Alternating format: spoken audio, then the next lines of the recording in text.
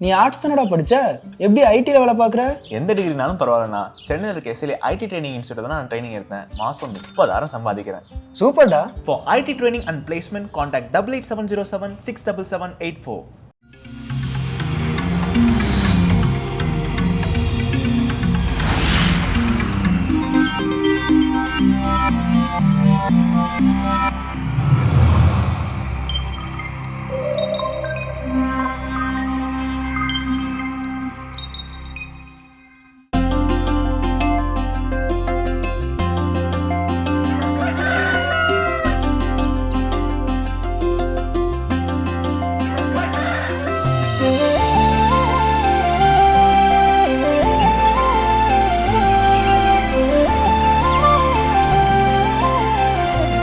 மாதா தொலைக்காட்சி அன்புள்ளங்கள் அனைவருக்கும் கடவுள் வணக்கம் நிகழ்ச்சியின் அன்பான வணக்கங்கள். வணக்கம் கல்பனா, எப்படி இருக்கிறீங்க? நலமா இருக்கேன் ஜோ, நீங்க எப்படி இருக்கீங்க? எல்லா நாள் போலவே மகிழ்ச்சி, உற்சாகம், சிறப்பா இருக்கிறேன். நம்மை பார்த்து கொண்டிருக்கும் இறை மக்களும் நலமோடு இருக்காங்கன்ற நம்பிக்கையோடவே இந்த நாளோட கதை நம்ம கேட்கலாம். 2 முயல் குட்டி காட்டுக்குள்ள ஜாலியா விளையாடிட்டு அப்படியே போயிட்டே இருக்கான். ரொம்ப நீண்ட நாள் வந்து பாத்தீங்கன்னா நண்பர்கள், அவ்வளோ திக் ஃப்ரெண்ட்ஸ் 2 பேருமே. ஸோ அப்படியே முயல் குட்டின்னு சொன்னீங்க, குட்டியா இருக்கிறப்ப எப்படி நீண்ட நாள் நண்பர்களா இருப்பாங்க? ஏன் அவங்க பிறந்து ஒரு 30 நாள் கூட இருந்திருக்கலாம், இல்ல 40 நாள் கூட இருந்திருக்கலாம்.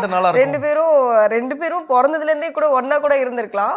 சோ அது எப்படி வேணா நீங்க எடுத்துக்கோங்க, ஃப்ரெண்ட்ஸ் அப்படி வேணா சொல்லிக்கலாம். நீண்ட நாட்கள் நானே தான் டவுட் அவர்கள் வந்து டவுட் கேட்டதால பிறந்ததுல இருந்தே அவங்க ஃப்ரெண்ட்ஸ்னு கூட வச்சுக்கலாம். ஸோ அப்படிப்பட்ட அந்த 2 நண்பர்களும் எப்பவுமே ஜாலியா விளையாடுவாங்க, காட்டு பக்கம் அப்படி இப்படின்னு போயிட்டு இருப்பாங்க. அந்த நேரம் பார்த்து ஒரு வேடன் என்ன பண்ணா, ஒரு பெரிய ஒரு புதக்குழி மாதிரி ஒரு குழி ஒன்று தோண்டி அது மேலே அப்படியே இலையெல்லாம் போட்டு மறைச்சி வச்சுட்டு போயிட்டாரு. இந்த 2ம் விளையாடிட்டே வரப்போது ஒரு முயல் வந்து கீழே விழுந்துருச்சு, அந்த குழிக்குள்ளே விழுந்துருச்சு. விழுந்தோடனே டே நண்பா என்னை காப்பாத்துட்டா, நான் கீழே விழுந்துட்டேன்டா அப்படின்னா எட்டி பார்க்குது இன்னொரு முயல். ஐயோ நீ எப்படிடா கீழே விழுந்துட்ட, ஐயோ நான் எப்படிடா உன்னால் காப்பாற்ற முடியும், என்னை நான் எப்படியாவது காப்பாற்றிட்டா அப்புறம் என்னையும் தூக்கிட்டு போயிட போறான்டா அப்படின்னு. உடனே அந்த பக்கத்தில் ஒரு புதற்குள்ள வந்து ஒரு பெரிய சவுண்டு, அப்படி பயங்கர ஒரு பெரிய சவுண்டு கேட்ட உடனே பக்கத்தில் அந்த இன்னொரு முயல் வந்து வெளியில் இருந்த முயல் வந்து ஐயோயோ வேடன் தான் வந்துட்டான் போல இருக்கு, நம்மளையும் சேர்த்து எங்கே தூக்கிட்டு போயிட போகிறோம் சொல்லிட்டு சூட்னு சொல்லிட்டு விட்டு ஓடி போயிடுச்சு.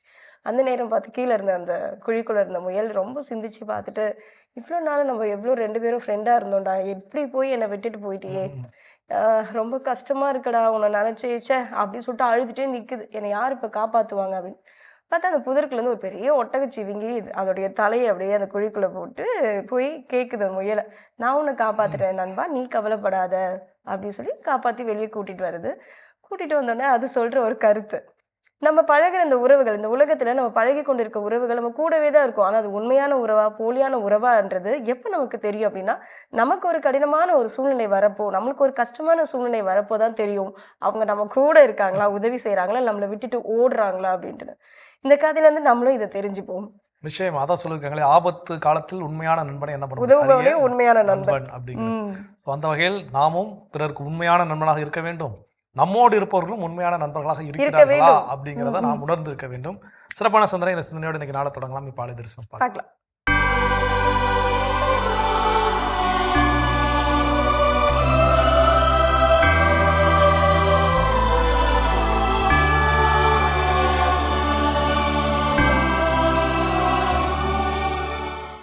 உறவு மலரும் புனித இடம் ஆலயம், உள்ளம் ஒன்று சேரும் இடம் ஆலயம்.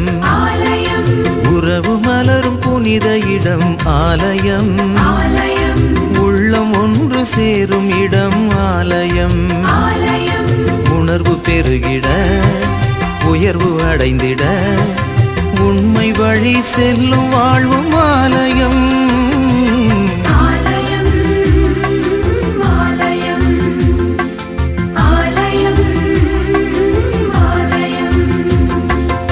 உறவு மலரும் புனித இடம் ஆலயம், உள்ளம் ஒன்று சேரும் இடம் ஆலயம்.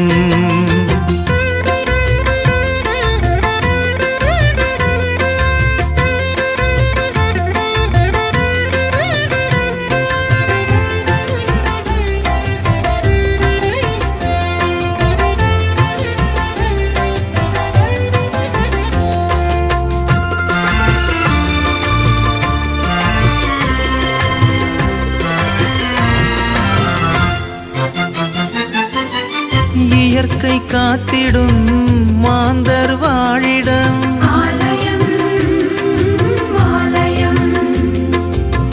பகிர்ந்து வாழ்ந்தி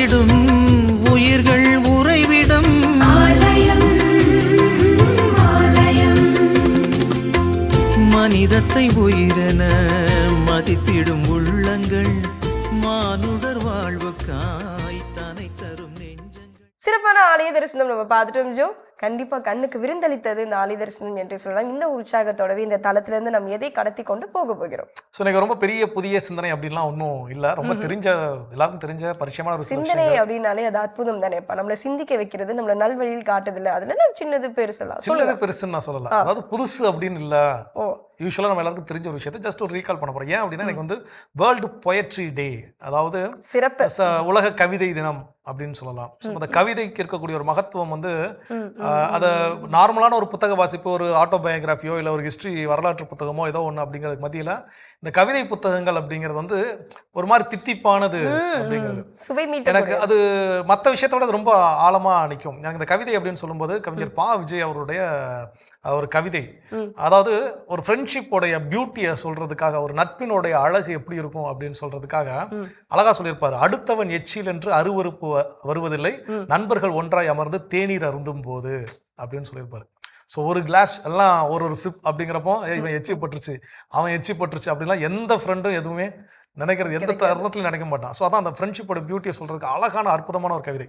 இது எப்போ கல்லூரி படிக்கின்ற காலகட்டத்தில் மனசுல இருக்கு மகத்துவம் இருக்குது. ஸோ அப்போ அப்படிப்பட்ட ஒரு உலக கவிதைனால இன்னைக்கு திரை பாடல்கள் அப்படின்னு இருக்கு, நிறைய திரைத்துறை பாடல்கள்ல குறிப்பா நிறைய பெரியவங்களுக்கு இன்னைக்கு இருக்கக்கூடிய ஒரு முரண் என்னன்னா, இன்றைய கால அளவில் வரக்கூடிய திரைப்பட பாடல்கள் அந்த அவங்க காலகட்டத்தில் இருந்த பாடல்களை போல வாழ்க்கை தத்துவத்தை சொல்வதாகவோ இல்லை வாழ்க்கை நிலை எடுத்துரைப்பதாகவோ இல்லை அப்படிங்கிறது மிகப்பெரிய குற்றச்சாட்டு இருக்குது. அதுக்கு காரணம் யார் அப்படின்னு பார்த்தீங்கன்னா கவிஞர் கண்ணதாசனுடைய வரிகள். ஏன்னா அவ்வளோ ஆழமான கருத்து செறிவுமிக்க வரிகள். அதுபோல் இன்னைக்கு எழுதுவதற்கு இன்னைக்கு பல எழுத்தாளர்கள் எல்லாம் இருக்கிறாங்க, அவங்களுக்கு குறை சொல்றதுக்குலாம் இல்லை. இருந்த போதிலும் அந்த கவிஞர் கண்ணதாசனை போல கவிநயத்தோடு வாழ்வியல் சிந்தனைகளை சொன்ன நபர் வேற யாரும் ஈடாக இருக்கிறாங்கன்னு கேட்டால் நிச்சயமாக இல்லை அப்படின்னு தான் சொல்லுவோம். ஸோ அந்த வேலை கவிஞர் கண்ணதாசனுடைய வரிகள், ஒரு சில திரைத்துறை வரிகளை தான் இன்னைக்கு என்ன பண்ண போறோம், ரீகால் பண்ண போறோம். அதான் நான் ஏற்கனவே தொடக்கத்திலே நான் சொல்லிட்டேன் இல்லையா, புதிய சிந்தனை அப்படின்னு சொல்லி எதுவும் கிடையாது. ஸோ அப்போ கவிஞர் கண்ணதாசன் அவர் திரைத்துறையில அவர் எழுதிய சில கவிநயமிக்க வாழ்க்கை தத்துவம் சொல்லக்கூடிய பாடல்களை பத்தி சில விஷயங்கள் தெரிஞ்சுக்க போறோம். அது என்னங்கிறத தொடர்ந்து பேசுவோம். இப்ப அடுத்த பகுதி பார்க்கலாம்.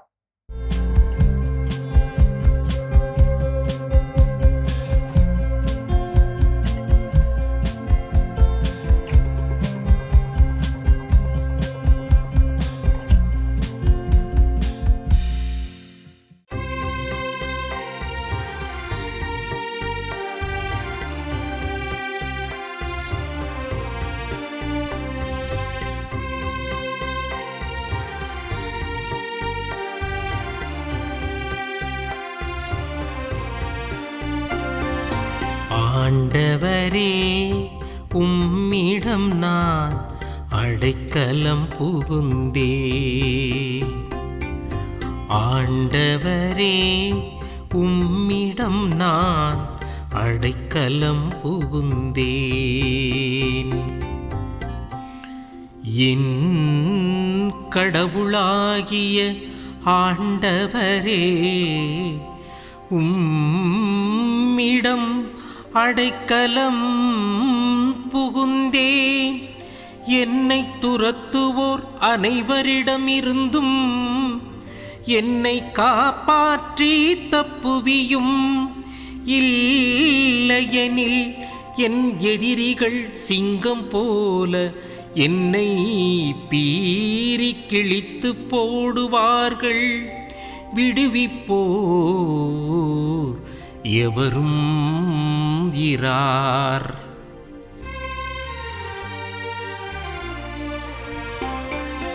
ஆண்டவரே, உம்மிடம் நான் அடைக்கலம் புகுந்தே. ஆண்டவரே, உம்மிடம் நான் அடைக்கலம் புகுந்தேன். இயேசுவில் எனக்கு பிரியமுள்ள சகோதர சகோதரிகளே, இந்த காலை வேளையிலே நாம் திருப்பாடலை தியானிக்கின்ற இந்த அருமையான நாளிலே ஆண்டவரே, உம்மிடம் நான் அடைக்கலம் புகுந்தேன் என்று நாம் அவரிடத்திலே தஞ்சம் புகுதல், அவரிடத்திலே அடைக்கலத்தை நாடுதல், அவரே எனக்கு எல்லாம் என்று சரணாகதி அடைகின்ற ஒரு நிலையிலே இந்த திருப்பாடலை ஜெபிக்க இறைவன் நமக்கு அழைப்பை கொடுக்கின்றார். இந்த அருமையான நாளிலே இவ்வார்த்தைகளை நாம் ஜெபிக்கின்ற பொழுது, ஆண்டவரே நீரே எனக்கு அடைக்கலம், நான் உம்மிடம் அடைக்கலம் புகுந்துள்ளேன், நீரே என்னை பார்த்து கொள்வீர் என்று முழுமையாக அவரிடத்திலே ஒப்பு கொடுத்தல். இன்றைக்கு அன்புக்குரியவர்களே, வாழ்கின்ற இந்த காலகட்டத்திலே, சூழ்நிலையிலே நாம் பார்க்கின்றோம், ஆண்டவரிடத்திலே தஞ்சம் அடைதல், அடைக்கலம் புகுதல். ஏன் அடைக்கலம் யாருக்கு தேவை? நல்லவர்களாக நான் இருக்கின்றேன், என் வாழ்க்கையில் நான் நன்மைதான் செய்கின்றேன், உண்மைக்கு ஏற்ப நான் வாழ்கின்றேன், பிறருக்கு நன்மை நான் செய்ய வேண்டும் என்று ஆசிக்கின்றேன், ஆனால் எனக்கு தீமையே நடக்கின்றது, என்னை எல்லோரும் வெறுக்கின்றனர், படுகுழியில் தள்ளுவதற்கு, என் பெயரை கெடுப்பதற்கு காத்து கொண்டிருக்கின்றனர் என்று யார் நேர்மையாளர் ஒருவர் இத்தகைய நிலையிலே இருக்கின்றாரோ அவரே அடைக்கலம் புக. யாரிடத்திலே அடைக்கலம் புக அவர் தயாராக இருப்பார் என்றால், எனக்கு நீதி வழங்குகின்ற தெய்வம், எனக்கு நீதி வழங்குகின்ற ஒரு நபர். அது யார் நீதியோடு இருக்கிறார் என்றால் நம் இறைவன், நம் ஆண்டவர். அவர் ஒருவரே நீதி தவறாதவர். நல்லோரையும் தீயோரையும் அவர் பிரித்து பார்த்தாலும் அன்பு செய்கின்றவர். நல்லோருக்கு நன்மை செய்வதிலே அவர் காலம் தாழ்த்தினாலும், ஆனால் ஏற்ற காலத்திலே ஏற்ற விதத்திலே நிறைவான நன்மையை அவர்களுக்கு நிறைவாக கொடுக்கின்றார். ஆக அடைக்கலம் ஆண்டவரிடத்திலே நாம் புக வேண்டும், அவரிடத்திலே அடைக்கலத்தை நாட வேண்டும். தாவீது அரசர் இந்த அருமையான நாளிலே அவர் பாடுவதும் இத்தகைய அடைக்கலத்திலே தான் நான் இருக்கின்றேன் என்று பாடுகின்றார். ஆண்டவரே, உம்மிடம் நான் அடைக்கலம் புகுந்துள்ளேன். என் எதிரிகள் என்னை கொல்வதற்காக, என்னை கிழித்து போடுவதற்காக காத்து கொண்டிருக்கின்றார்கள். நான் நன்மையே செய்திருந்தாலும் அவர்கள் என்னை தீமையாக பார்க்கின்றார்கள். நான் என்ன தீமை செய்தேன் என்று நீங்கள் சொல்லுங்கள் என்று ஆண்டவரிடத்திலே இந்த திருப்பாடலிலே விவரிக்கின்றார். அதிலே அவர் இறுதியாக ஆண்டவரை போற்றி பாடுவதும், நீர் நீதியுள்ள நடுவர், ஆண்டவரே என்னுடைய எண்ணங்களையும் விருப்பங்களையும் நீர் கண்டறிபவர், நான் நல்லது செய்திருக்கிறேன் என்று உமக்கு தெரியும் என்று அந்த அருமையான அடைக்கலத்திற்குள்ளாக அவர் தன்னையே கையளிக்கின்றார். கடவுளே, நீரே என் கேடயம் என்று அவர் ஜெபிக்கின்றார். இன்றைக்கு நாம் வாழ்கின்ற இந்த காலகட்டத்திலே ஆண்டவரிடத்திலே அடைக்கலம் நாடுவதை தவிர வேறு எந்த இடத்திலும் நாம் அடைக்கலம் தேட இயலாது. காரணம், அவர் நம் எண்ணங்களையும் நம்மளுடைய விருப்பங்களையும் கண்டடைகின்றவர். என்னுடைய விருப்பங்கள் நல்லதாக இருக்கிறதா? என்னுடைய விருப்பங்கள் தீமையாக இருக்கிறதா? நான் நல்லதை சிந்திக்கிறேனா? நான் நல்லதை செய்ய ஆசிக்கிறேனா என்று நாம் எண்ணுகின்ற நிலையிலேயே ஆண்டவர் நம்மை கண்டறிந்து ஆய்ந்து விடுகின்றார். இவர் நல்ல எண்ணங்களை கொண்டிருக்கிறார், நல்ல விருப்பங்களை கொண்டிருக்கிறார், ஆனால் இவரை எல்லோரும் வெறுக்கின்றனரே என்று ஆண்டவர் நமக்காக இறங்கி வருகின்றார். அன்புக்குரியவர்களே, நாம் லூக்கா நற்செய்தியிலே பார்க்கிறோம், இதோ எருசலேமே, இறைவாக்கினரை கொள்ளுகின்ற நகரமே, கோழி தன் குஞ்சுகளை கூட்டி சேர்ப்பது போல நான் உங்களை கூட்டிச் சேர்க்க ஆசிக்கிறேன், ஆனால் நீங்கள் அதற்கு செவி கொடுக்கவில்லையே, அதை நீங்கள் ஏற்றுக்கொள்ளவில்லையே என்று ஆண்டவர் அடைக்கலம் கொடுக்க நாடி வருகிறார். ஆனால் அவர்கள் அடைக்கலம் புக மறுக்கிறார்கள். காரணம், அவர்களுடைய எண்ணங்கள் ஆண்டவரை ஏற்றுக்கொள்ளாத எண்ணங்களாக இருக்கிறது, தீமையை நாடுகின்ற எண்ணங்களாக இருக்கிறது, வேறு இடத்திலே அடைக்கலத்தை தேடுகின்ற எண்ணங்களாக இருக்கிறது. இன்றைக்கு நீங்களும் நானும் ஆண்டவரிடத்திலே அடைக்கலத்தை நாட அழைக்கப்பட்டிருக்கிறோம். காரணம், அவர் நீதியுள்ளவர். நான் என்ன எண்ணங்களை வைத்திருக்கிறேன் என்று அவர் ஒருவருக்கு மட்டுமே தெரியும். ஆக நான் ஆண்டவரிடத்திலே அடைக்கலம் புக இன்றைய நாளிலே தாவீது அரசர் எனக்கு கற்றுக் கொடுக்கின்றார். ஆண்டவர் அழைப்பை கொடுக்கின்றார். ஆண்டவரே, இதோ என்னுடைய வாழ்விலே நான் நன்மைகளை நாடுகின்றேன், என்னுடைய எண்ணங்களும் விருப்பங்களும் நன்மையாகத்தான் இருக்கிறது, என்னை வெறுக்கிறார்கள், கைவிடுகிறார்கள் என்று நான் ஒருபோதும் கவலைப்பட வேண்டாம். காரணம், நீதியுள்ள உம்மிடத்திலே என்னுடைய அடைக்கலத்தை நான் வைக்கின்றேன், உம்மிலே நான் அடைக்கலம் புகுகிறேன்.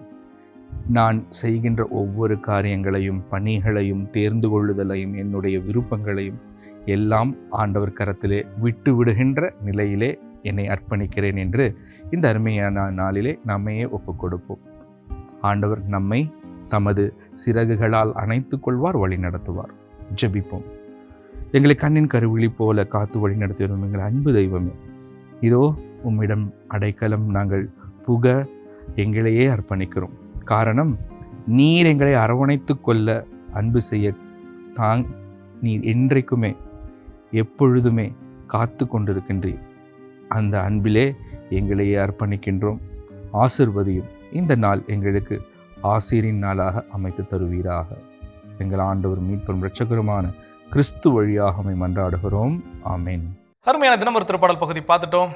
அதோட இன்னைக்கு பேசிட்டு இருக்கிறோம். இன்னைக்கு கவிஞர் கண்ணதாசன் அவருடைய திரை வரிகள், அதன் வாயிலாக அவர் சொன்ன வாழ்வியல் சிந்தனைகள், அதான் இன்னைக்கு வந்து பேச போறோம்னு சொல்லியிருக்கோம். இப்போ முதல் பாட்டு என்ன பாட்டு? இந்த இடத்துல என்னுடைய தாத்தாவோ இல்லை என்னுடைய அப்பாவோ அமர்ந்திருந்தாங்க அப்படின்னா இந்த மாதிரி ஒரு மொபைல் ஃபோனை பார்த்து இந்த வரிகளை படிச்சிருக்க மாட்டாங்க. ஏன்னா வார்த்தைகள் ஒன்றுமே மனதில் பதியக்கூடிய ஒன்று. இருந்தாலும் நம்ம அதில் எதுவுமே தவறாக சொல்லிடக்கூடாதே என்ற ஒரு நல்ல காரணத்துக்காக நான் வந்து பார்த்தே படிச்சிடுறேன். மனிதன் என்பவன் தெய்வமாகலாம், வாரி வாரி வழங்கும் போது வள்ளலாகலாம், வாழை போல தன்னை தந்து தியாகி ஆகலாம். இது வந்து எல்லாருக்கும் தெரியும். இந்த வார்த்தையை அப்படியே முணுமுணுத்துட்டு இருப்பாரு எங்கள் அப்பாலாம். அவ்வளோ அழகாக அந்த பாடலையும் பாடுவார். இதுலேருந்து நம்ம தெரிஞ்சுக்க வேண்டியது, உயர்ந்த மனிதனாக வாழ்வதற்கு மனித பிறப்பு நமக்கு கிடைச்சிருக்குது. ஸோ நம்ம ஒரு உயர்ந்த மனிதனாக, சிறந்த மனிதனாக, நல்ல மனிதனாக மாறுவதற்கு நாம எப்படி இருக்கணும் அப்படின்னு சொன்னா வரிகள் தான் இது. நிச்சயமா இது வந்து பாடலாம், ஒன்றும் பிரச்சனை கிடையாது. நீங்க பாடினாலும் இல்ல நான் பாடினாலும் எல்லாரும் எந்திரிச்சு என்ன பண்ணிடுவாங்க, ஓடிடுவாங்க. அப்படி யாருமே ஓட மாட்டாங்க. எல்லாரும் ஆனா விரும்பக்கூடிய ஒன்று தானே. நிச்சயமா எல்லா நேரங்கள்லயுமே வந்து அந்த ஒரு மனிதன் எப்படி தெய்வமாக மாற முடியும். எனக்கு வந்து சிலர் நம்ம அடையாளப்படுத்திக்கிறோம், இவரெல்லாம் எனக்கு தெய்வம் மாதிரிங்க, தெய்வம் மாதிரி வந்து என் லைஃப்ல காப்பாத்தினாருங்க. ஏன் அப்படின்னா இந்த மாதிரியான சூழல்கள் தான். அந்த 2 வரி மட்டும் நம்ம சேர்ந்து பாடலாம். இல்ல தயவு செஞ்சு எனக்கு விருப்பப்படலாம். ஏன்னா நான் எப்படி பாடுவேங்கிறது எனக்கு தெரியுமா, அதனால நான் அந்த விஷப்பரிச்சைக்கெல்லாம் விரும்பல. என்னன்னா நமக்கு மனிதர்களை தெய்வம் சொல்ற காரணம் மேபி அவங்க நமக்கு நிறைய உதவிகளை வாரி வாரி கொடுத்திருக்கலாம். ஐயன் வள்ளுவன் சொல்வது போல காலத்தினால் செல்ல நன்றி சிறிதெனும் ஞானத்தின் மானப்பெருமை. இத்தனோண்டி ஒரு உதவி, அந்த காலத்தை பொறுத்து அதை செய்யக்கூடிய உதவி ஒன்றும் வேண்டாம். ஒரு சின்ன ஒரு இடத்துல என்ட்ரன்ஸ் எக்ஸாம் போகிறோம், அந்த டைம் முடிஞ்சிருச்சுன்னு கேட்டை க்ளோஸ் பண்ணுற நேரத்தில் அந்த செக்யூரிட்டி சரி வந்துட்டானே அப்படின்னு லைட்டாக திறந்து விட, அந்த திறந்து விடுறது பெரிய கிடையாது, திறந்து விடுறது பெரிய வேலைலாம் கிடையாது, சின்ன வேலை. ஆனால் அந்த உதவி பார்த்தீங்கன்னா இந்த உலகத்தை காட்டில் ரொம்ப ரொம்ப ஏன்னா அந்த என்ட்ரன்ஸ் எழுதுனால எனக்கு வேலை கிடைச்சிருக்கலாம், ஏதோ ஒரு சில நல்ல நிலைக்கு நான் என்ன பண்ணிருக்கலாம், போயிருக்கலாம். ஸோ அப்போ அது போல தான். அப்போ அந்த கேட்டு திறந்து விட்ட செக்யூரிட்டி எழுதுன அந்த மனுஷனுக்கு யாரு? தெய்வம். ஸோ அது போல நாம் உயர்ந்த நிலையை அடைவதற்கு அழகா எப்படி வழிகாட்டு சொல்லிட்டு போயிட்டார் இல்லையா. இன்னும் பல வார்த்தைகள் இருக்கு சிந்திப்பதற்கு. நம்ம இன்னும் தொடர்ந்து பேசுவோம். இப்போ அடுத்த பகுதி பார்க்கலாம்.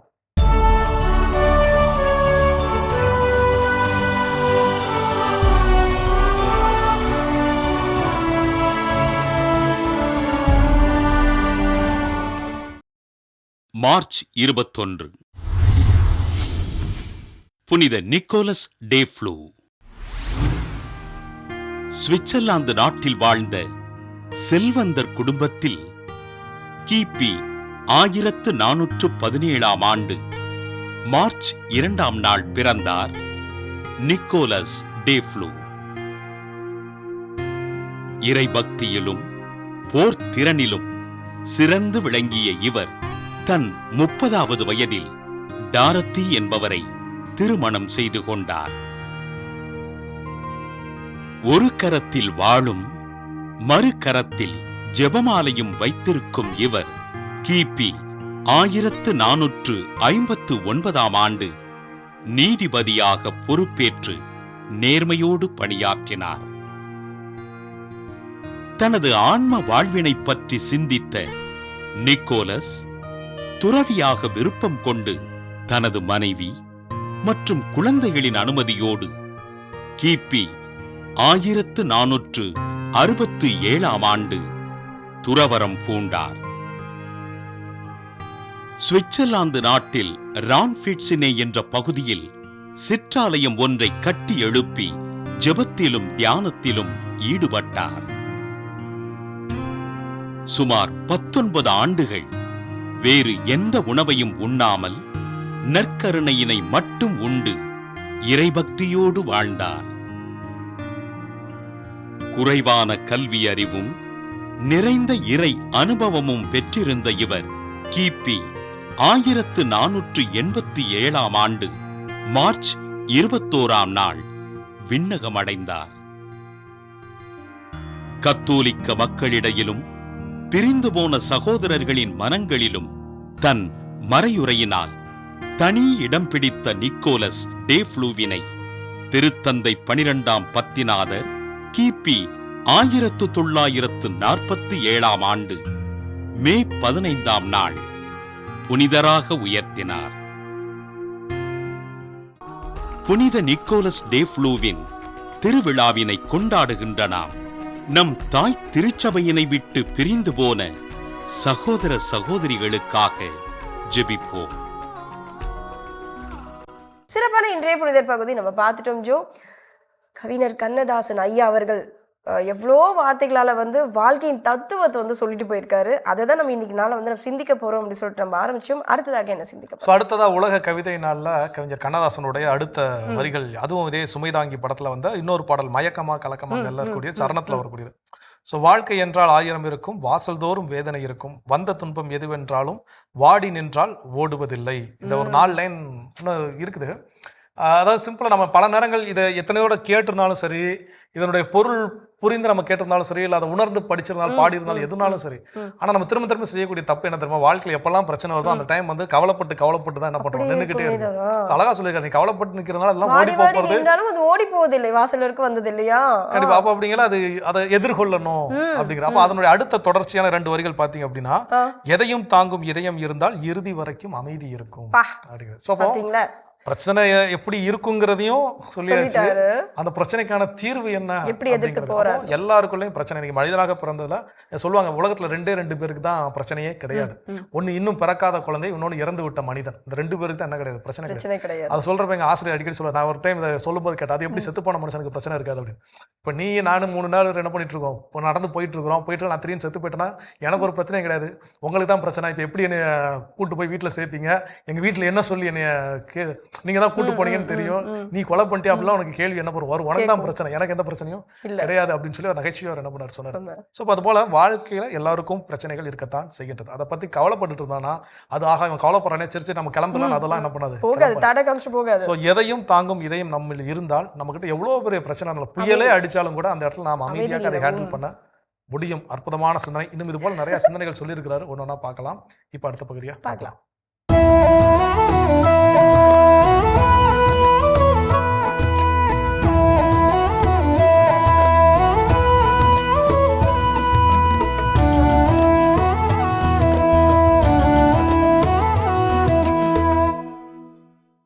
ஒரு ஏழை கிழவி ஒரு அனாதை பயலை எடுத்து சோறு போட்டு வளர்த்தா. அவனு இளந்தாரி ஆயிட்டான். ஒரு நாள் கூப்பிட்டு சொல்லிவிட்டா கிழவி, அடே பேராண்டி, நான் கிழவி ஆயிட்டேன், என்னால் முடியலை, நீ கிளம்பி போயிடு, போய் கல்யாணத்தை முடிச்சுட்டு வா, வந்து எனக்கும் சோறு போடு. அனுப்பி வச்சுட்டா. கிளம்பி போனவனை ஒரு வயசான தாத்தா தடுத்து நிறுத்தி கேட்டாரு, எங்கடா பேராண்டி கிளம்பிட்ட? கல்யாணம் முடிக்க போகிறேன். அப்படியா, நான் சொல்கிறது மாதிரி செய்யி. நேராக போனால் மலை வரும், மலை உச்சிக்கு போனால் அங்கே கடவுள் இருப்பார், அவரை போய் பாரு, கல்யாணத்துக்கு வழிகாட்டுவார்.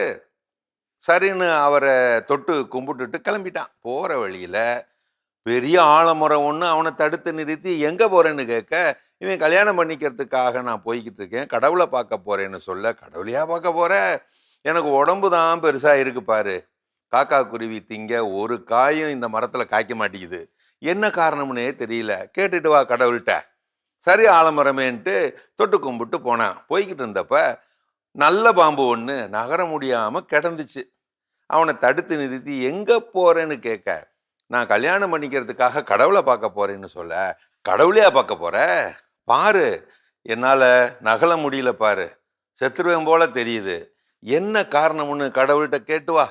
சரி பாம்பேன்னுட்டு தொட்டு கும்பிட்டு போனான். போய்கிட்டு இருந்தப்ப ஒரு பாலத்து பக்கமாக நின்றுக்கிட்டு இருந்த அந்த நாட்டு அரசன் அவனை தடுத்து நிறுத்தி எங்கே போகிறேன்னு கேட்க, இவன் கல்யாணம் பண்ணிக்க போகிறதுக்காக கடவுளை பார்க்க போகிறேன்னு சொல்ல, கடவுளையா பார்க்க போகிற, பாரு நான் இந்த பாலத்தை 5-6 தடவை கட்டிட்டேன், அது இடிஞ்சு இடிஞ்சு விழுந்துருது, என்ன காரணம்னே தெரியல, கடவுள்கிட்ட கேட்டு வா. அவன் சரின்ட்டு போனான். மலை உச்சிக்கு போனான், கடவுளையும் பார்த்துட்டான். அவரும் கேட்டாரு, நீ எங்க கிளம்பி இங்க வந்திருக்கிற? உங்களை பார்க்கத்தான் கடவுளே அப்படின்ட்டு வழியில் நடந்த எல்லா விவரத்தையும் சொன்னான். அதுக்கு கடவுள், அந்த ஆலமரத்துக்கு அடியில தங்க மூட்டை ஒண்ணு கிடக்கு, அதை எடுத்துட்டா அது கனிகள்லாம் கொடுக்கும், பறவைகளும் சாப்பிடும். அப்புறம் அந்த பாம்போட தொண்டையில வைரக்கல்லு ஒண்ணு கிடக்கு, அதை துப்பி விட்டுட்டா நல்லா நகரும். அந்த அரசனோட பாலம்தான் பாவம், இடிஞ்சு இடிஞ்சு விழுதில்ல. அதுக்கு அவனோட பொண்ணு தான் காரணம், இளவரசி தான் காரணம். வயசு பிள்ளைய இன்னும் கல்யாணம் கட்டி வைக்காம பத்திரமா அரண்மனையிலே வச்சிருக்கான். அவ அப்பைக்கப்ப விடுற பெரும் மூச்சு காத்து தான் அனலா கிளம்பி வந்து அந்த பாலத்தை இடிச்சு இடிச்சு விட்டுருது. மகளை கட்டி கொடுத்துட்டா பாலம் கட்டிடலாம், சரியாயிரும். இதையெல்லாம் கேட்டுவிட்டு நன்றி கடவுளே அப்படின்ட்டு கிளம்பிட்டான். பாருங்க, அவனை கிளம்புற அவசரத்துல தன்னோட கல்யாணத்தை பத்தி கேட்கவே மறந்துட்டான். சரி பரவாயில்லைன்னுட்டு வர்றப்ப அரசன் கிட்ட பிள்ளைய கல்யாணம் கட்டி கொடுத்தா பாலம் உடையாது அப்படின்னு சொல்லிவிட்டு பாம்பு கிட்ட போய் தொண்டையில இருக்கிறத கக்க சொல்ல, அதுவும் கக்கி விட்டு அந்த வைரத்தை நீயே எடுத்துக்கன்னு சொல்ல, அதை எடுத்துக்கிட்டு ஆலமரத்துக்கு வந்தான். ஆலமரத்துக்கு அடியில் தங்க மூட்டை புதையில வெளியே எடுத்து போட்டுட்டு, இனிமே உனக்கு நல்லா காய் காய்க்கும்னு சொல்ல, நன்றி நன்றி, இந்த தங்க மூட்டையை நீயே வச்சுக்கோ அப்படின்னு கொடுத்துருச்சு ஆலமரம். தங்க மூட்டையையும் வைரத்தையும் வச்சுக்கிட்டு நான் என்ன பண்றது அப்படின்னு நினைச்சுக்கிட்டு அதை கொண்டு போய் இதை வித்து நல்லது பண்ணுங்க நாட்டுக்கு அப்படின்னு அரசர்கிட்ட கொடுக்க, அரசர் அதை வாங்கி பார்த்துட்டு, நாட்டுக்கு 4 நல்லது பண்ணணும்னு நினைக்கிற நீதான் என் பிள்ளைக்கு ஏத்தவன் அப்படின்னு அரசிய நீயே கட்டிக்கன்னு சொல்லி கட்டி வச்சிட்டாரு. கோலாகலமா கல்யாணம் முடிஞ்சு போச்சு. அரண்மனையிலேயே தடவுடலா வாழ சொல்லிட்டாரு. அப்புறம் என்ன, அந்த பாட்டியையும் கடவுளை காண அனுப்பி வச்சு வழி சொன்ன அந்த தாத்தாவையும் அரண்மனைக்கே கூட்டிட்டு வந்து வளமா வாழ்ந்தானா அந்த இளந்தாரி புள்ள. நானும் கல்யாணத்துக்கு போயிருந்தேன், வேட்டி சட்டையெல்லாம் கொடுத்தாங்க, நீங்க தான் மிஸ் பண்ணிட்டீங்க. சுயநலமில்லா பயணம் சூரிய நமஸ்காரத்தையே காட்டும். நல் வாழ்க்கை பாதையிலே நல்லதே செய்துவிட்டு போ, நல்லதே விளையும். உன் வளர்ச்சிக்கு தடையா இருப்பது புதையலே ஆனாலும் விட்டு விடுக, விட்டு விலகி வாழ்ந்து விடுக. கடவுளை தேடுவோர் கண்டடைவார், காணவும் வைப்பார். அருமையான கதைகளை பகுதி பார்த்துட்டோம். அதோட இன்னைக்கு உலக கவிதை நாளில் கவிஞர் கண்ணதாசன் அவருடைய கவிநயத்துவம் வாய்ந்த வாழ்க்கை தத்துவங்களை சொல்லக்கூடிய பாடல் வரிகளை தான் என்ன பண்ணிட்டு இருக்கோம், பேசிட்டு இருக்கோம். அதில் அடுத்ததான் என்ன பாடல், என்ன திரைப்படத்துல இருந்து? கண்டிப்பா அந்த வரிகளை நம்ம வாசிச்சதுக்கு அப்புறமா தான் இருக்க தத்துவத்தை நம்ம புரிஞ்சுக்கணும். இது நிறைய தடவை நான் சின்ன வயசுலலாம் கேட்டிருக்கேன். எம்ஜிஆர் டான்ஸ் ஆடுறப்போலாம் நானும் எங்கள் அப்பா பாட்டு பாடுறப்போ சும்மா டான்ஸ்லாம் ஆடிருக்கோம். கண்ணை நம்பாதே உன்னை ஏமாற்றும் நீ காணும் தோற்றம் உண்மை இல்லாதது, அறிவை நீ நம்பு உள்ளம் தெளிவாகும் அடையாளம் காட்டும் பொய்யே சொல்லாதது. என்ன வார்த்தை பாருங்கல்ல. நம்ம இப்போ பார்க்குற உலகத்தில் எதெல்லாம் பார்க்குறோமோ அதெல்லாம் உண்மை அப்படின்னு நினச்சிட்டு அப்படியே போயிட்டே இருக்கும் இல்லையா? ஆனால் அந்த மாதிரி இருக்காதீங்க. நீங்கள் உங்கள் கண் என்ன காட்டுதோ அதுதான் உண்மை அப்படின்னு சொல்லிட்டு அதை நம்பி போகவே போகாதீங்க அப்படின்னு சொல்கிறாரு. கண்டிப்பாக கண்ணுக்கு தெரிவதெல்லாம் உண்மையாக இருக்க வேண்டுமான்னு கேட்டால் நிச்சயமாக தான் சொல்லியிருக்காங்க இல்லையா? கண்ணால் காண்பதும் போய், காதால் கேட்பதும் போய், தீர விசாரிப்பதே மெய். அந்த அறிவு அப்படிங்கிறத நம்பி அந்த அறிவு கொடுக்கக்கூடிய தெளிவு, அந்த தெளிவினால் நாம கேட்கக்கூடிய கேள்விகள், அந்த கேள்விகளால் கிடைக்கக்கூடிய விடைகள், அந்த விடை தான் உண்மையானது. அது பொய் அப்படிங்கிறது கிடையவே கிடையாது. இன்னைக்கு சில நேரங்களில் நம்ம கிட்ட யாராவது புரணி பேசுறதோ இல்லை நாம யார்கிட்ட போய் புரணி பேசுறோம், அவங்க என்ன சொன்னா தெரியுமா, அவங்க வீட்டில் என்ன நடக்கு தெரியுமா, இதெல்லாம் என்ன பண்றோம் போய் சொல்றோம். அப்போ இந்த ஒரு பாடலை அந்த டைம் மைண்ட்ல ஃபிக்ஸ் பண்ணி வச்சுக்கிட்டோம் அப்படின்னா, அப்போ உண்மைன்னா என்ன, இவன் சொல்றதுதான் உண்மையா, இவன் பார்த்ததுதான் உண்மையா, அங்க என்ன நடந்தது என்பதை அறிந்து கொள்ளாத வரை அதை அறிந்து கொள்ளாத வரை பிறரிடம் அதை என்ன பண்ணக்கூடாது, பகிர்ந்து கொள்ள கூடாது. உண்மை என்பது என்னவென்று அறிந்து கொள்ளாத வரை அதை பிறரிடம் மற்றவரிடம் பகிர்ந்து கொள்ள கூடாது. சிறப்பான சிந்தனை கொடுத்திருக்கு. இன்னும் வேற என்னென்ன பாடல்கள் இருக்குங்கிறத தொடர்ந்து பேசலாம். அதுக்கு பிரேக் போயிட்டு வரலாம்.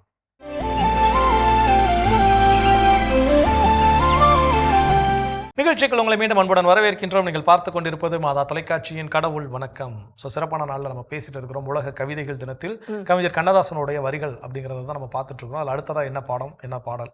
அதாவது இந்த உலகத்தில் நம்மை அறியாமல் இந்த உலகத்தில் வேறு ஏதாவது போய் கற்றுக்கொள்ள முடியுமா அப்படின்னா கண்டிப்பாக முடியாது. அதாவது நாம் ஒரு தலைவராக இருக்கிறப்போ நம்ம எல்லாமே இந்த உலகத்தில் கற்றுக்கொள்ளலாம், யாருக்கும் தலை வணங்காமலும் நம்ம வாழலாம் அப்படின்றத அவர் அந்த காலத்தில் ரொம்ப அழகாக வரிகள் வழியாக சொல்லிட்டு போயிருக்காரு. என்ன மாதிரி பார்த்தீங்கன்னா, உன்னை அறிந்தால் நீ உன்னை அறிந்தால் உலகத்தில் போராடலாம், உயர்ந்தாலும் தாழ்ந்தாலும் தலை வணங்காமல் வாழலாம் அப்படின்ட்டு. எனக்கு இந்த பாட்டை கேட்குறப்ப எங்களுடைய கல்லூரிகளில் வந்து எங்களுடைய பேராசிரியர்கள், அப்போ சார் இப்போ அவர் இல்லை, யூஜின் ஃப்ராங்கோ அப்படின்னு சொல்லி ஒரு பேராசிரியர் சார் இறந்துட்டாங்க. அவங்க டீம்ஸ் எல்லாம் சேர்ந்து எப்போவுமே இந்த டீச்சர்ஸ் டேக்கோ இல்லை ஏதோ ஒரு ஃபங்க்ஷன் அப்படின்னா ஒரு சாங் இமீடியட்டாக அவங்கள பாட சொல்லிட்டோம்.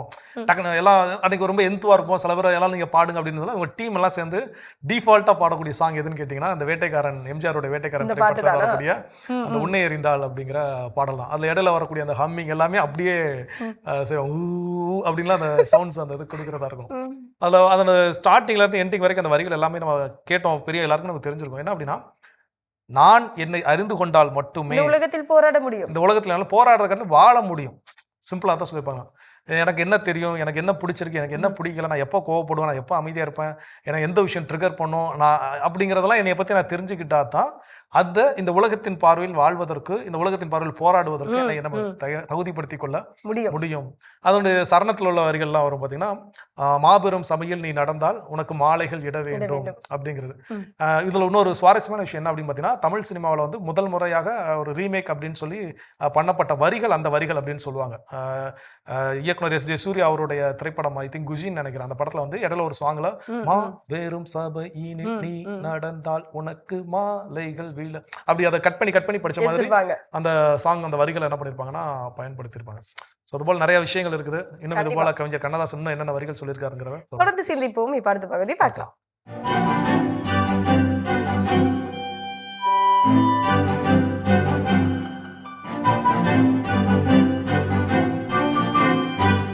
அன்பிற்கினிய மாதா தொலைக்காட்சி சுவைஞர்களே, தமிழினிய நெஞ்சங்களே, வணக்கம். திரிகடுகம் உறவுகளாய் இணைந்திருக்கின்ற உங்கள் ஒவ்வொருவருக்கும் நன்றியின் வாழ்த்துகள். இன்று 3ஆம் கருத்தினை இன்று பார்க்கவிருக்கின்றோம்.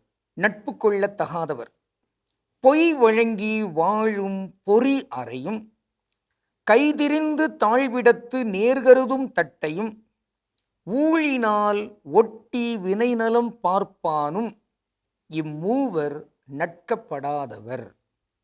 3ஆம் கருத்து, ஊழினால் ஒட்டி வினைநலம் பார்ப்பவர். அது என்ன? ஏதோ ஒரு வகையில் இயல்பாக அல்லது வேதி வினையின் தன்மையில் இங்கு நண்பர்களாக ஒன்றிணைந்து விட்டார்கள். அப்படிப்பட்டவர்கள் ஒருவரிடம் நாம் இணைந்திருக்கிறோம், இவரிடமிருந்து என்ன நன்மைகளை நாம் பெற வேண்டும் என்கின்ற அந்த தன்னல உச்சத்தின் அடிப்படையில் எவரெல்லாம் செயல்படுகிறார்களோ அவர்களிடம் நாம் நட்பு பாராட்டக்கூடாது. அவர்கள் நட்பு பாராட்டுவதற்குரியவர்கள் அல்ல. அதான் வள்ளுவர் சொல்வார், அன்பிலார் எல்லாம் தமக்குரியர், அன்புடையார் என்பும் உரியர் பிறர்க்கு. அதாவது அன்பு இல்லாதவங்க தான் எல்லாம் எனக்கு எனக்கு எனக்கு என்று வாழ்கின்ற ஒரு இழிநிலை வாழ்வை மேற்கொள்ளுகிறவர்கள்.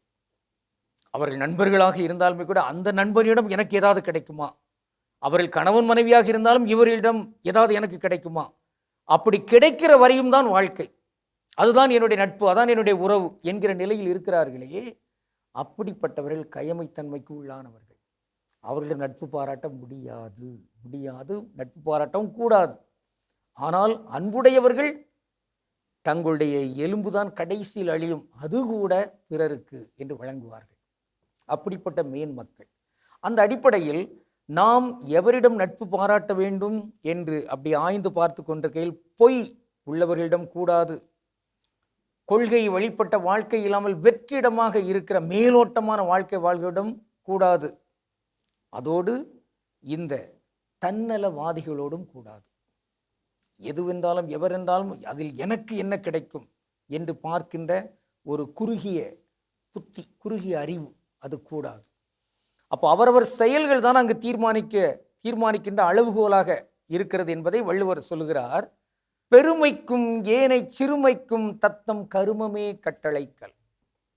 கருமம் நல்ல தமிழ், ஆனால் அதை சமஸ்கிருதம் எப்படி பயன்படுத்துகிறது? கர்மம், கர்மம். கா போட்டு ஈர் போட்டால் அது தமிழ் அல்ல, கருமம், அது நல்ல தமிழ். அதை போன்றுதான் தருமம், தருதல் என்கிற வகையில் இருக்கின்ற அது தமிழ், தருமம். ஆனால் தர்மம் என்பது தமிழ் அல்ல. இந்த வகையில் இங்கே நாம் செய்கின்ற செயல்தான் அது நாம் பெருமைக்குரியவரா அல்ல சிறுமைக்குரியவரா என்பதை சுட்டி காட்டுகின்ற அளவுகோல் உரைகள் என்று இங்கு நாம் சிந்திக்கின்றோம். அந்த வகையில் தன்னலவாதிகளாக எவரெல்லாம் இருக்கிறார்களோ அவர்களெல்லாம் இழிநிலையில் கடைநிலைப்பட்டவர்கள்.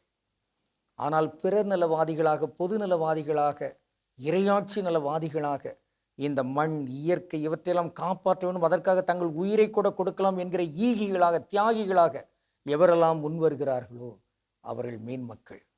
அவர்கள் தன்னலவாதிகள் அல்ல. தன்னலவாதிகளாக இருக்கிறவர்களோடு நட்பு பாராட்டுகிற தன்மை என்பது அது இழிநிலைக்குரியது, அது அழிவுக்குரியது, அது கூடாது என்பதான் இங்கு சொல்லப்பட்டிருக்கிற ஒரு செய்தி. இன்று நாம் பார்க்கின்ற ஒரு தனித்தமிழ் சொல் அது வினை நலம்.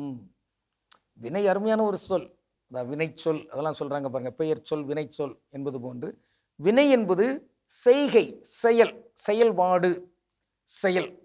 அந்த வகையில் இந்த வினை நலம் என்பது நல்ல ஒரு வினை, நல்ல ஒரு செயல். அப்போ நற்கருமம் என்று சொல்லலாம். கர்மம் சொல்லக்கூடாது, கர்மம் சொல்லக்கூடாது, நற்கருமம். நற்கிரியைன்னு சொல்லிட்டு முன்னால சொல்லுவாங்க. அந்த புனிதர்களுடைய புதுமை, மாதா வணக்கத்திலெல்லாம் புதுமை படிக்கும்போது இன்று நாம் செய்ய வேண்டிய நற்கிரியை அப்படிம்பாங்க. அதனால் நற்கிரியை, நர் என்பது நமக்கு தெரிகிறது நல்ல, ஆனால் கிரியை என்பது செயல், ஒரு செயல்பாடு. இன்று நாம் செய்ய வேண்டிய நல்ல செயல்பாடு என்ன என்பதாகலாம் இருக்கும். எனவே அந்த நற்கிரியை, நற்கர்மம் அப்படிலாம் விட்டுட்டு நாம் மிக அருமையான தன்மையிலே நற்கருமம் என்று சொல்லலாம். அதே போன்று வினை நலம் என்று நாம் சொல்லலாம். வினை நலம் அதை பயன்படுத்த முயற்சி எடுக்கலாமே. இத்தகைய இந்த திரிகடுகமெல்லாம் சுட்டி காட்டுகிற இந்த செய்தி பொய்த்தன்மையோடு இருக்கிறவர்களிடம், வெற்றுத்தன்மையாக இருக்கிறவர்களிடம், தன்னலவாதிகளாக இருக்கிறவர்களிடம் நட்பு பாராட்டாமல், அப்படிப்பட்டவர்கள் ஒருவேளை நமக்கு நண்பர்களாக இருக்கிறார்கள் என்றால் எதையாவது கொடுத்தாது உடனே ஒழித்து கட்ட வேண்டும், அவர்கள் போய்விடட்டும், இங்கே இருக்க வேண்டாம் என்றெல்லாம் முடிவெடுத்துக்கொள்ள இந்த உறுதியேற்போம். கடவுளுக்கு திருவிழமானால் மீண்டும் நாளை திரிகடுகத்தில் இணைந்து மகிழ்வோம். நன்றி, வணக்கம். சிறப்பான திரிகடுகம் பகுதி நம்ம பார்த்துட்டு இருந்தோம். ஐயா கவிஞர் கண்ணதாசன் அவர்கள் எவ்வளோ வாழ்வியல் சிந்தனைகளை நமக்காக வந்து எழுதி வச்சுட்டு போயிருக்காரு. நிறைய புத்தகங்கள் இருக்குது, அதே மாதிரி பாடல் வரிகளும் இருக்குது. அதுதான் நம்ம இன்னைக்கு சிந்திச்சுட்டு இருக்கோம். அடுத்ததான் நம்ம என்ன வரிகள் வந்து சிந்திக்க போகிறோம். ஸோ அடுத்ததாக என்ன அப்படின்னா, பாலும் பழமும் அப்படிங்கிற படத்தில் இருந்தக்கூடிய ஒரு வரிகள். ஆக்சுவலாக அது வந்து போனால் போகட்டும் போடாவா இல்லை சட்டி சுட்டதடாவா அந்த பாட்டை எனக்கு சரியா தெரியல. ஆனால் இடையில இருக்கக்கூடிய வரிகள், அந்த சரணத்தில் உள்ள வரிகள் என்னன்னா, இரவல் தந்தவன் கேட்கின்றான், அதை இல்லை என்றால் அவன் விடுவானா, உறவை சொல்லி அழுவதனாலே உயிரை மீண்டும் தருவானா அப்படிங்கிறது. ஐ திங்க் இது போனால் போகட்டும் போடா அந்த பாட்டு தான் நான் நினைக்கிறேன். வீட்டில் இருக்க பெரியவங்க அந்த லிரிக்ஸை கேட்ட உடனே கரெக்டாக சொல்லியிருப்பாங்க, இந்த பாட்டு தான் உனக்கு தெரியலையா அப்படின்னு சொல்லி. எனக்கு இன்னும் டவுட்ல தான் இருக்குது, அது இன்னும் கிளியரா தெரியல. என்னன்னா, அந்த ஒரு இழப்பு, ஒருவருடைய மறைவு எது எனக்கு அதிக வேதனை தரும் அப்படின்னு பார்த்தீங்கன்னா, என்னுடைய இறப்பு எனக்கு அதிக வேதனை தருமான்னு கேட்டால் நிச்சயமாக கிடையாது. ஆனால் என்னுடைய சார்ந்து இருப்பவருடைய, எனக்கு நெருக்கமானவருடைய இறப்பு அப்படிங்கிறது எனக்கு என்ன பண்ணுன்னா மிகப்பெரிய வேதனை தரும். ஸோ இப்போ அந்த நிலையிலையும் அதை புரிந்து கொண்டு இந்த இழப்பை நாம் ஏற்றுக்கொண்டு அமைதியாக வாழ்க்கை கடந்து செல்ல வேண்டும் அப்படிங்கிற ஒரு பொருளையும், அதே வேளையில் இன்னைக்கு கடவுள்கிட்ட போய் நம்ம ஆர்கியூலாம் பண்ண முடியாது. அவர் வந்து என்ன பண்ணிருக்காரு, ஃப்ரீயாக கொடுத்துருக்காரு, ஃப்ரீ ஆஃப் கிஃப்ட் இந்த லைஃப் நமக்கு கொடுத்துருக்காரு இரவல். அவர் கண்டிப்பாக திரும்ப என்ன பண்ண, அவருக்கு ரிட்டர்ன் கொடுக்கணும். ஸோ அப்போ அந்த ரிட்டர்ன் அவர் என்ன பண்ண மாட்டார், விடலாம் மாட்டார் இல்லையா. இப்போ நம்மளே ஒரு பொருளை ஒருத்தர் கொடுத்துட்டு இல்லை நீங்களே வச்சுக்கோங்க நம்ம எதுவும் சொல்லுவோமா? ஸோ அப்போ அது போல அந்த கொடுப்பதற்கு தயாராக நம்மை தகுதிப்படுத்தி கொள்ளவும் வேண்டும். இழப்பை குறித்து அந்த யதார்த்தத்தை வந்து எப்படி ஏற்றுக்கொள்ள, ஏன்னா யாருமே அதை வந்து ஏற்றுக்கொள்ள, யாருமே வந்து நம்ம பிறந்த நாளை கொண்டாட விரும்புவது போல இன்னைக்கு மனிதன் ஏன் மகிழ்ச்சியாக இருக்கிறோம் அப்படின்னா, நம்மளுடைய டேட் ஆஃப் டெத் என்னன்னு யாருக்கும் தெரியாது. அது வரைக்கும் நம்ம என்ன பண்றோம், சந்தோஷமா இருக்கிறோம், ஆடக்கூடிய ஆட்டங்களை என்ன பண்ணிக்கிறோம், ஆடிக்கிறோம். ஒருவேளை பிறக்கும் போதே இந்த நாள்ல நீ இறந்துருவான்னு நமக்கு தெரிஞ்சிருச்சு அப்படின்னா, அந்த நாட்கள் நெருங்க நெருங்க நெருங்க நெருங்க நம்ம கிட்ட சந்தோஷம் எதுவுமே இருக்காது. ஸோ அப்போ அப்படிப்பட்ட ஒரு மிஸ்ட்ரியான ஒரு லைஃப்ல இந்த ஒரு விஷயம் கண்டிப்பாக எதிர்கொண்டே ஆக வேண்டிய ஒரு விஷயம் தான். அதற்கு நம்ம எப்படி தயார், இதை நம்ம உணர்ந்துட்டோம்னு வச்சுக்கோங்களேன், என்கிட்ட இந்த அகம்பாவம், ஆணவம், பொறாமை இந்த மாதிரியான குணங்கள் எதுவுமே என்ன பண்ணாது, இருக்காது. இதெல்லாம் நமக்கு தெரியாததுனாலதான் நம்ம என்ன பண்றோம், இன்னும் அந்த அகம்பாவத்திலே ஆணவத்திலே என்ன பண்ணிட்டே இருக்கிறோம், ஆடிக்கொண்டே இருக்கின்றோம். அப்ப அந்த வாழ்வின் மரணம் அப்படிங்கிற யதார்த்தத்தை எப்படி ஏற்றுக்கொள்வது, அதற்காக கொடுக்கப்பட்ட வரிகள். அவர் மறைந்தும் இன்னும் வைரமாய் பட்டி தீட்டு கொண்டிருக்கும் இந்த வார்த்தைகளை, இந்த வரிகளை இன்னும் நாம் சிந்திப்போம். தொடர்ந்து இப்ப அடுத்த பகுதியை பார்க்கலாம்.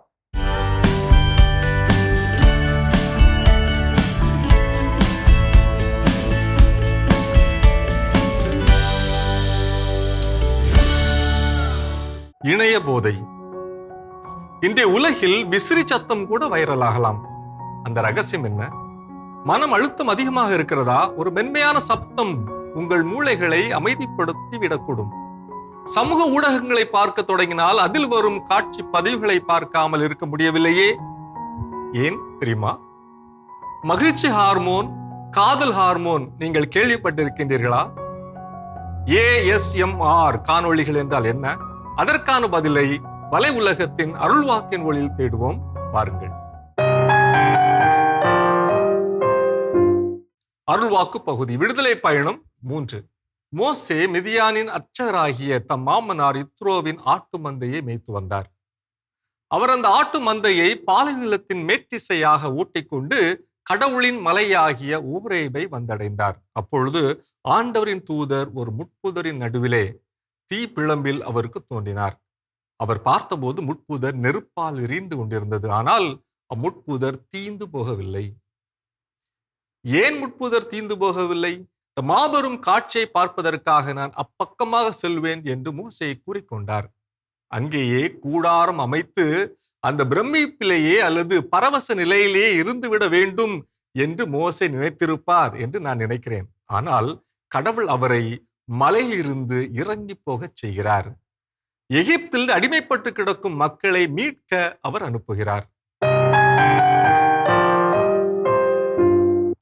தூக்கத்திற்காகவோ அல்லது மன அழுத்தத்தை குறைக்கவோ ASMR வீடியோக்கள் பார்க்க ஆரம்பித்து பிறகு அது இல்லாமல் இருக்க முடியாது என்ற நிலைக்கு செல்வது பிரெயின் டிங்கிள்ஸ் எனப்படும் உணர்வின் மீதான மூளையின் ஈர்ப்பினால் ஏற்படுகிறது.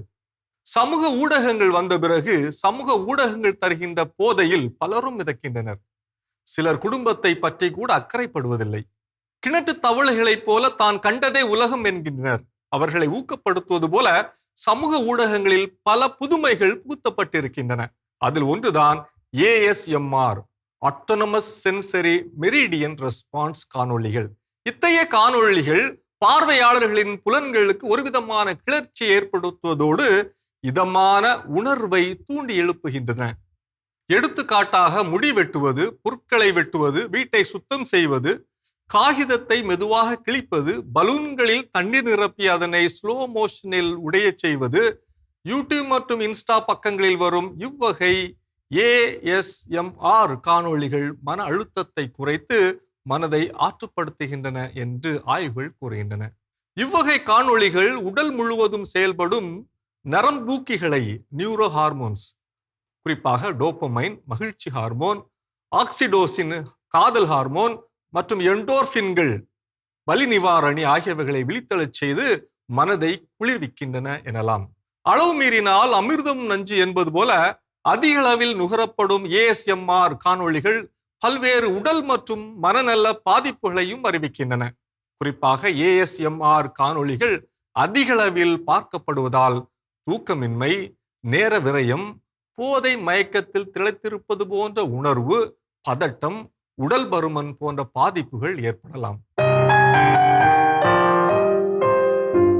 தொடர்ந்து ASMR வீடியோக்கள் பார்ப்பதால் உங்கள் மூளை அந்த தூண்டுதல்களுக்கு பழகி போயிருக்கும். எனவே எப்போதும் காதுகளில் ஹெட்போன் மாட்டிக்கொண்டே இருக்காமல் இயற்கையான சத்தங்களை கேட்க பழகுங்கள். தூங்குவதற்கு முன் போனை பார்ப்பதற்கு பதில் ஒரு புத்தகத்தை படியுங்கள். இது கண்களுக்கும் மூளைக்கும் இயற்கையான சோர்வை தந்து தூக்கத்தை வரவழைக்கும். ஆழ்ந்த மூச்சு பயிற்சி அல்லது தியானம் செய்வது உங்கள் மனதை அமைதிப்படுத்த உதவும்.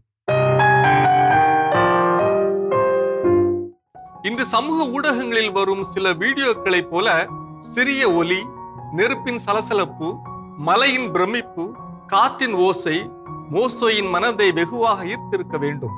ஆனால் மோசே அப்பரவச நிலைக்கு தன்னை அடிமைப்படுத்திக் கொள்ளவில்லை. கடவுள் கொடுத்த அழைப்பை ஏற்று எகிப்திற்கு சென்று மக்களை விடுவிக்கின்றார். இன்றைய டிஜிட்டல் ஓரேபு மலைகள் சமூக ஊடகங்கள் எனலாம்.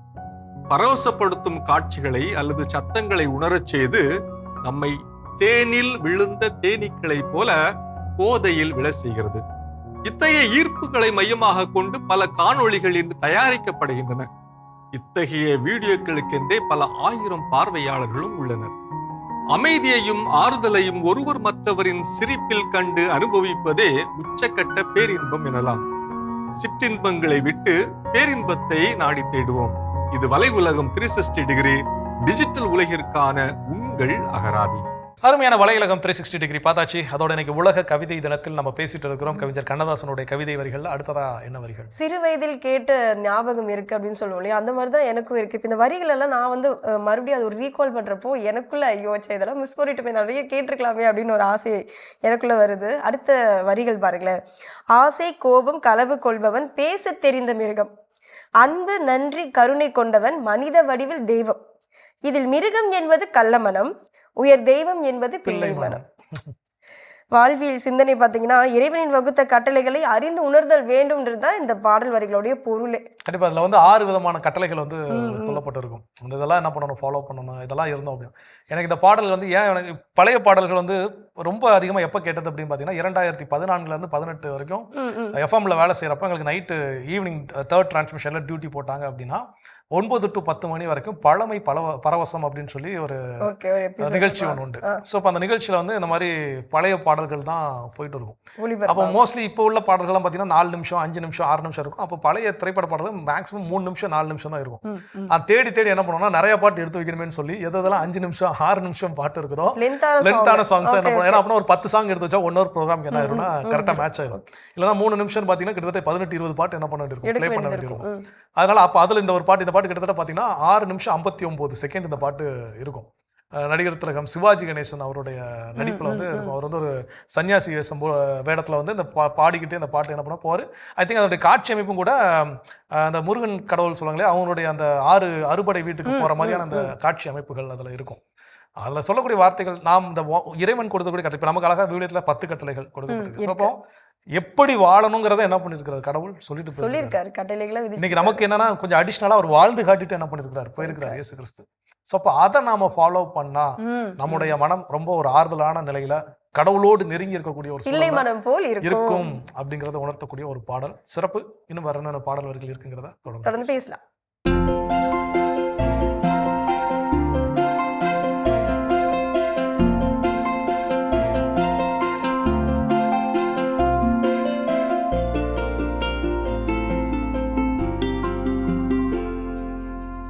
அனைவருக்கும் வணக்கம். இன்றைய பதிவில் நம்ம சொல்ல போகிற முக்கியமான விஷயம் என்னென்னா, இந்த களை எடுக்கும் இயந்திரங்கள் எதை பயன்படுத்தலாம். இப்போ நம்ம 3 ஏக்கருக்குள்ளே நம்மளுடைய இடம் நம்மளால் பார்த்துக்க முடியும் அப்படின்னா நம்மளே பயன்படுத்தலாம். அப்படின்னா நீங்கள் பயன்படுத்த வேண்டிய ரொம்ப முக்கியமான விஷயம் வந்து ப்ரஷ் கட்டர் அந்த இயந்திரம் பயன்படுத்தலாம். இந்த ப்ரஷ் கட்டருங்கிறது எப்படி இருக்கும்னா, முதுகில் இப்படி கட்டிக்குவீங்க, கையில் ஒரு குச்சி இருக்கும், முன்னாடி வந்து ஒரு பிளாஸ்டிக் வயர் வந்து சுத்தம். இது வந்து என்ன செய்யும்னா எல்லா களைச்செடியும் தரையிலேருந்து ஒரு 2 இன்ச்சு விட்டு வெட்டிடும். அப்போ அந்த இலையெல்லாம் கீழே விழுகும். இந்த கீழே விழுகிறது இதோட நன்மை என்ன உங்களுக்கு தெரியும். எல்லா களைச்செடியிலையும் ஒரு நன்மை இருக்குது. அந்தந்த நன்மை இருக்கக்கூடிய ஒரு செடியை நம்ம வெட்டி நம்ம நிலத்துக்கு போடும்போது அந்த நிலத்தில் அந்த சத்து திருப்பி கொடுக்குறோன்னு அர்த்தம். அது காஞ்சு கருகி மண்ணில் சேரும்போது நமக்கு நன்மையாக மாறும். 1. 2வது, நம்ம வேற தொல்லை பண்ணலை. மேலால் மண்ணுக்கு வேணுங்கிற ஒரு இடுபொருளை கொடுக்குறோம். மேலே இருக்கக்கூடிய வேற தொல்லை பண்ணல. பொதுவாக பயிரில் வேர் எங்கே இருக்கும் அப்படின்னா, ஒரு செடி இருக்குன்னா தரை எங்கே இருக்குன்னா தரைக்கு கீழே 1/2 அடி ஆழத்தில் வேர் இருக்கும். இந்த வேர் வந்து அந்த வேர்லேருந்து ஒரு வேர் தூவி அப்படின்னு ஒரு ரூட் ஹேர் அப்படின்னு சொல்லக்கூடிய இந்த தண்ணி எடுக்கக்கூடிய வேர் வந்து இப்படி நிற்கும். இப்படி நின்றுக்கிட்டு இருக்கு அப்படின்னு சொன்னால், இப்போ நீங்கள் உழவு ஓட்டுறீங்கல்ல, டிராக்டர் ஓட்டுறீங்க, பவர் டில்லர் பவர் வீடர் ஓட்டுறீங்கன்னா அது இந்த 10 சென்டிமீட்டருக்கு ஓட்டுவீங்க. அடிக்கிறப்ப என்ன ஆகிடும்னா இந்த தண்ணி எடுக்கக்கூடிய இந்த வேர் இருக்குல்ல அதை பிடிச்சி வெட்டி விட்டுருவீங்க. வெட்டும்போது 2 தப்பு நடக்கும். ஒன்று, அதுக்கு வேணுங்கிற சத்து கிடைக்காது. இன்னொன்று, அந்த வெட்டின இடத்துல ஈரம் கிடைக்கும். அந்த ஈரத்தில் மண்ணில் இருக்கக்கூடிய தவறான பூஞ்சை அதுக்குள்ளே உள்ளே போகும், தவறான பூச்சி உள்ளே போகும், வண்டு போகும், புழு போகும், அது பயிரை பாதிக்கும். அப்போ இதெல்லாம் நடக்காமல் இருக்கிற மாதிரி ஒரு அமைப்பு தான் ப்ரஷ் கட்டர். விலையும் குறைவு, 8000 ரூபா 10000 ரூபா. ரொம்ப தரமாக வாங்கினீங்கன்னா கூட 12000 15000 அதாவது ஜெர்மன் கம்பெனியோடது வாங்கினீங்கன்னா கூட அந்த அளவு. ஆனால் அதை பயன்படுத்துறதுல உண்மையிலே நல்ல லாபம் இருக்குது, பண்ணலாம். ஒன்று இல்லை, நான் வந்து எனக்கு ஊடு பயிர் வெள்ளாமையும் போடணும், அதே நேரத்தில் ஒரு விவசாயம் பண்ணணும் அப்படின்னு உங்களுக்கு ஒரு அமைப்பு இருக்குன்னா, நீங்கள் பயன்படுத்த வேண்டிய முக்கியமானது வந்து பவர் வீடர். இந்த பவர் வீடர் என்னென்னா, உங்களுடைய நிலத்தோட அமைப்புக்கு ஏற்ற மாதிரி 1 அடியிலேருந்து ஆரம்பித்து 5 அடி வரையிலும் அகலத்தில் நீங்கள் வாங்கிக்கலாம். மேலால் ஓட்டும்போது பிடிச்சி அழுத்தக்கூடாதுங்க. இந்த கைடுன்னு சொல்லி பின்னாடி ஒரு கம்பி வச்சுருப்பாங்க. அந்த கம்பியை வந்து எல்லாரும் பொதுவாக மேலே தூக்கியிருப்பாங்க. அப்போ அது அழுந்தி ஓடும். அது அழுந்தக்கூடாதுன்னு இதை கொஞ்சம் கீழே இறக்கி வச்சிடணும். அப்போ மேலால் இந்த உயரத்துக்கு மட்டும் ஓடும். நம்ம நிற்கக்கூடிய களைச்செடி இருக்குல்ல, நீங்கள் இப்போ சும்மா இருக்கிற நேரத்தில் பிடுங்கி பாருங்களேன். உங்கள் நிலத்தில் இருக்க செடியை பிடுங்கினீங்கன்னா அதோட வேர் இந்த உள்ள தான் இருக்கும். அப்போ அதை மட்டும் தள்ளி விட்டால் போதும் தானே. அப்போ இந்த கைடை மாற்றிட்டு நீங்கள் இதை மட்டும் அடித்து விட்டிங்கன்னா மேலே இருக்கக்கூடிய மண்ணை கெடுக்காமல், வேரை கெடுக்காமல் ஓட்டுறதுக்கு வாய்ப்பு இருக்குது. பெண்கள் ஓட்டிக்கலாம். அதில் வந்து பட்டன் ஸ்டார்ட் இருக்குது, பிடிச்சி இழுக்க வேண்டாம், பட்டன் ஸ்டார்ட் இருக்குது. பெண்களே வந்து இயக்குற மாதிரி, இன்னும் சொல்லப்போனால் ரிமோட்டில் இயக்கிறதுக்கெலாம் இப்போ வந்துருச்சு. நம்ம இங்கே உட்காந்துட்டு அதுவாக போய் திரும்பி வரும், அந்த மாதிரிலாம் பண்ணுவாங்க. ஆகக்கூடி ஒன்று பவர் ப்ரஷ் கட்டர் போட்டுக்கிறது நல்லது, அல்லது பவர் வீடர் போடுறது நல்லது. என்னுடைய இடம் ஜாஸ்தி அப்படின்னா பவர் டில்லர் போகலாம். அந்த பவர் டில்லர் நீங்கள் உபயோகப்படுத்துகிறதாலும் சரி, பவர் வீடராக இருந்தாலும் சரி, ப்ரஷ் கட்டராக இருந்தாலும் சரி, என்ஜின் வந்து 1 ஹெச்பிலேருந்து 5 ஹெச்பி வரலும் இருக்குது, 7.5 ஹெச்பி வரலும் இருக்குது. ஒரே நேரம் போட்டு அழுந்தக்கூடாது. ஒரு அரை மணி நேரம் ஓட்டிட்டு ஒரு அரை மணி நேரம் ரெஸ்ட் விடணும். திருப்பி அல்லது 3/4 மணி நேரம் ஓட்டிட்டு அரை மணி நேரம் ரெஸ்ட் விடணும். அந்த என்ஜின் கூலானதுக்கப்புறம் திருப்பி ஓட்டணும். நம்ம தொடர்ந்து அதை இம்சை கொடுக்குறப்ப நமக்கு நிறைய ரிப்பேர் வர வாய்ப்பு இருக்குது. அப்படி ரிப்பேர் வந்துச்சுன்னா நமக்கு மனசு கஷ்டமாயிடும், ஆள் வரமாட்டாங்க, சரியான நேரத்தில் நமக்கு ஒரு காரியம் நடக்காமல் போயிடும். அதே மாதிரி இந்த மாதிரி இயந்திரங்களை வச்சு 2-3 வேலை எப்படி பண்ணுறதுன்னு கற்றுக்கணும். உதாரணத்துக்கு ஸ்ப்ரே பண்ணணும் அப்படின்னா இதிலேயே மாட்டி எப்படி ஸ்ப்ரேயர் பண்ணுறது, இதிலே மாட்டி எப்படி அறுக்கிறது, அறுவடை பண்ணுறது. இப்போ உதாரணத்துக்கு மரவள்ளி குச்சியை அறுக்கணும் அப்படின்னா அந்த கட்டைகளை அறுக்கணும்னா அதில் எப்படி ஒரு அறுக்கணும் அப்படின்னு சின்ன சின்ன அட்டாச்மெண்ட் இருக்குங்க. அதெல்லாம் தெரிஞ்சு வச்சுக்கிட்டு செஞ்சுக்கிட்டோம்னா நல்லது. ஆகக்கூடிய ஒரு சின்ன இயந்திரங்கள் நம்மகிட்ட இருக்கணும். இதை நீங்கள் பார்த்துக்கங்க. இது சம்மந்தப்பட்டு எதுவும் கேள்விகள் இருந்தால் கேளுங்க, நான் உங்களுக்கு சொல்கிறேன். சரிங்களா? மீண்டும் சந்திப்போம். சிறப்பான உழவும் உயர்வும் பகுதி நம்ம பார்த்துட்டோம். சிறப்பான சிந்தனை, சிறப்பான ஒரு பகுதி இந்த கடல் வணக்கம் நிகழ்ச்சியில் அமைத்து கொடுத்துருக்காங்க அப்படின்னே சொல்லலாம். அந்த வகையில் கவிஞர் கண்ணதாசன் ஐயா அவர்களுடைய பாடல் வரிகள் வழியாக நம்ம சிந்திச்சுட்டு இருக்கோம். நம்மளுடைய வாழ்க்கை எப்படிலாம் இருக்க வேண்டும், அதில் எப்படிலாம் நம்ம வந்து போராடலாம் அப்படின்னு சொல்லி. அடுத்ததாக உலக கவிதை தினத்தில் கவிஞர் கண்ணதாசனுடைய அடுத்த திரைப்பட பாடல் வரிகள் எது அப்படின்னு பார்த்தீங்கன்னா, கவலை இல்லாத மனிதன் அப்படிங்கிற படம். ஜேபி சந்திரபாபு அவர் என்ன பண்ணியிருப்பாருன்னா அந்த படத்தில் நடிச்சிருப்பாரு. அவருடைய பாடல்களை நீங்கள் யூடியூப்லலாம் போய் பார்த்து ஜேபி சந்திரபாபு சாங்ஸ் அப்படின்னு போட்டாலும் அதுலேயே நிறைய சாங்ஸ், அவருடைய சாங்ஸும் கொஞ்சம் நிறைய நல்லா இருக்கும். அதில் கண்ணதாசனுடைய வரிகளில் இன்னொரு முக்கியமான ஒரு பாடல் என்ன அப்படின்னு பார்த்தீங்கன்னா, பிறக்கும் போதும் அழுகின்றான், இறக்கும் போதும் அழுகின்றான், ஒரு நாளையேனும் கவலை இல்லாமல் சிரிக்க மறந்தாய் மாண்டிடுறான். இந்த பாடலே அப்படி கேட்டாலே ரொம்ப ஒரு மாதிரி பேத்தோஸாக இருக்கும். அப்படி ரொம்ப சோகமா வந்து பிறக்கும் போதும் அழுகின் அப்படிங்கிற மாதிரி ரொம்ப ஸ்லோவாகவே அந்த சாங் வந்து போகும். அதில் வந்து நான் இன்னைக்கு நிறைய நேரம் நம்ம அடிக்கடி ஃப்ரெண்ட்ஸ் கிட்ட எல்லாத்தையும் சொல்கிறேன். சில மனிதர்கள் இருப்பாங்க, என்னன்னு பார்த்தீங்கன்னா அவங்க பாய் தலாணி இல்லாமல் கூட என்ன பண்ணுவாங்க, தூங்குவாங்க. ஆனால் பிரச்சனையை பற்றி சிந்திக்காமல் அவங்க என்ன பண்ண மாட்டாங்க, தூங்கவே மாட்டாங்க. ஒரு நாள் கூட கவலைகள் அவங்ககிட்ட இருந்துகிட்டே இருக்கணுங்கிறது தான் அவங்களுடைய அது விருப்பமா இல்லை அவங்களுடைய நேச்சர் அப்படியான்னு எனக்கு தெரியாது. அதாவது அடிக்கடி நான் சொல்லியிருப்பேன், வந்து தன்னுடைய குழந்தைய ஸ்கூலில் சேர்க்குற வரைக்கும் ஒரு பிரச்சனை இருக்கும். ஐயா எந்த ஸ்கூலில் சேர்க்கறது, ஃபீஸ் கட்ட முடியுமா முடியாதான ஒரு பிரச்சனை. ஃபீஸ் கட்ட முடிஞ்ச ஒரு ஸ்கூலில் சேர்த்து அந்த பிள்ளை சேர்த்தாச்சு, அந்த பிள்ளை நல்லா படிக்குமா படிக்கலாங்கிற பிரச்சனை. பிள்ளை நல்லா படிச்சாச்சு, நல்லா மார்க் எடுத்தாச்சு. காலேஜில் சேர்க்குறப்போ அதே பிரச்சனை. காலேஜில் சேர்த்தாச்சு, படிப்பு முடிச்சாச்சு, வேலை கிடைக்குமா கிடைக்காத ஒரு பிரச்சனை. அந்த வேலையை என்ன பண்ணிருச்சு, கிடைச்சாச்சு. அப்புறம் கல்யாணம் நடக்குமா நடக்காதான ஒரு பிரச்சனை. அந்த கல்யாணமும் நடந்துருச்சு. திரும்ப அதுக்கு ஒரு குழந்தை, திரும்ப அதே சைக்கிள். Life cycle. அப்போ இதுதான். அப்போ பிறக்கும் போதும் அழுதுகிட்டே பிறக்கிறோம், இறக்கும் போதும் நமக்காக மற்றவங்க என்ன பண்றாங்க, அழுறாங்க. சரி, இதுக்கு இடப்பட்ட நாட்கள்லையாவது சந்தோஷமா இருங்களேன் ஐயா அப்படின்னு சொல்லக்கூடிய ஒரு அற்புதமான ஒரு பாடல் வரிகள், அந்த கவிதை வரிகள் படிக்க பிறக்கத்துல அழ போறோம், முடியல அழ போறோம், அட்லீஸ்ட் இருக்கக்கூடிய கொஞ்ச நாளாவது சந்தோஷமா இருந்துட்டு போயேன் அப்படின்னு சொல்லி. ஆனா நாம என்ன பண்றோம், பலவித போராட்டங்கள், பலவித பிரச்சனைகள், பலவித கவலைகள், இதை நினைச்சு நினைச்சு நினைச்சு நினைச்சு ஒண்ணு முடிய கடவுள்கிட்ட உட்காந்து ப்ரேயர் பண்ணிருப்போம், முட்டி போட்டு எல்லாம் ப்ரேயர் பண்ணி எல்லாம் செஞ்சு அவர் என்ன பண்ணுவார், எல்லாம் கொடுத்துட்டே தான் இருக்காரு, கொடுக்காமலாம் இல்ல. கொடுக்க என்ன பண்றோம், அடுத்த பிரச்சனையை தூக்கிட்டு போய் என்ன பண்றோம், கிடைச்சதுக்கு ஆனந்தப்படுவதோ, கிடைச்சதை கொண்டு மகிழ்வாக வாழ்வதோ அப்படிங்கிறது இல்லவே இல்ல. ஆனா அப்படி வாழ வேண்டும் அப்படிங்கறத உணர்த்தக்கூடிய ஒரு இந்த பாடல் வரிகள். இன்னும் இது போன்ற நிறைய வரிகள் இருக்கு, நம்ம சிந்திப்பதற்கு. இன்னும் தொடர்ந்து பேசுவோம். பாடத்த பகுதி பார்க்கலாம்.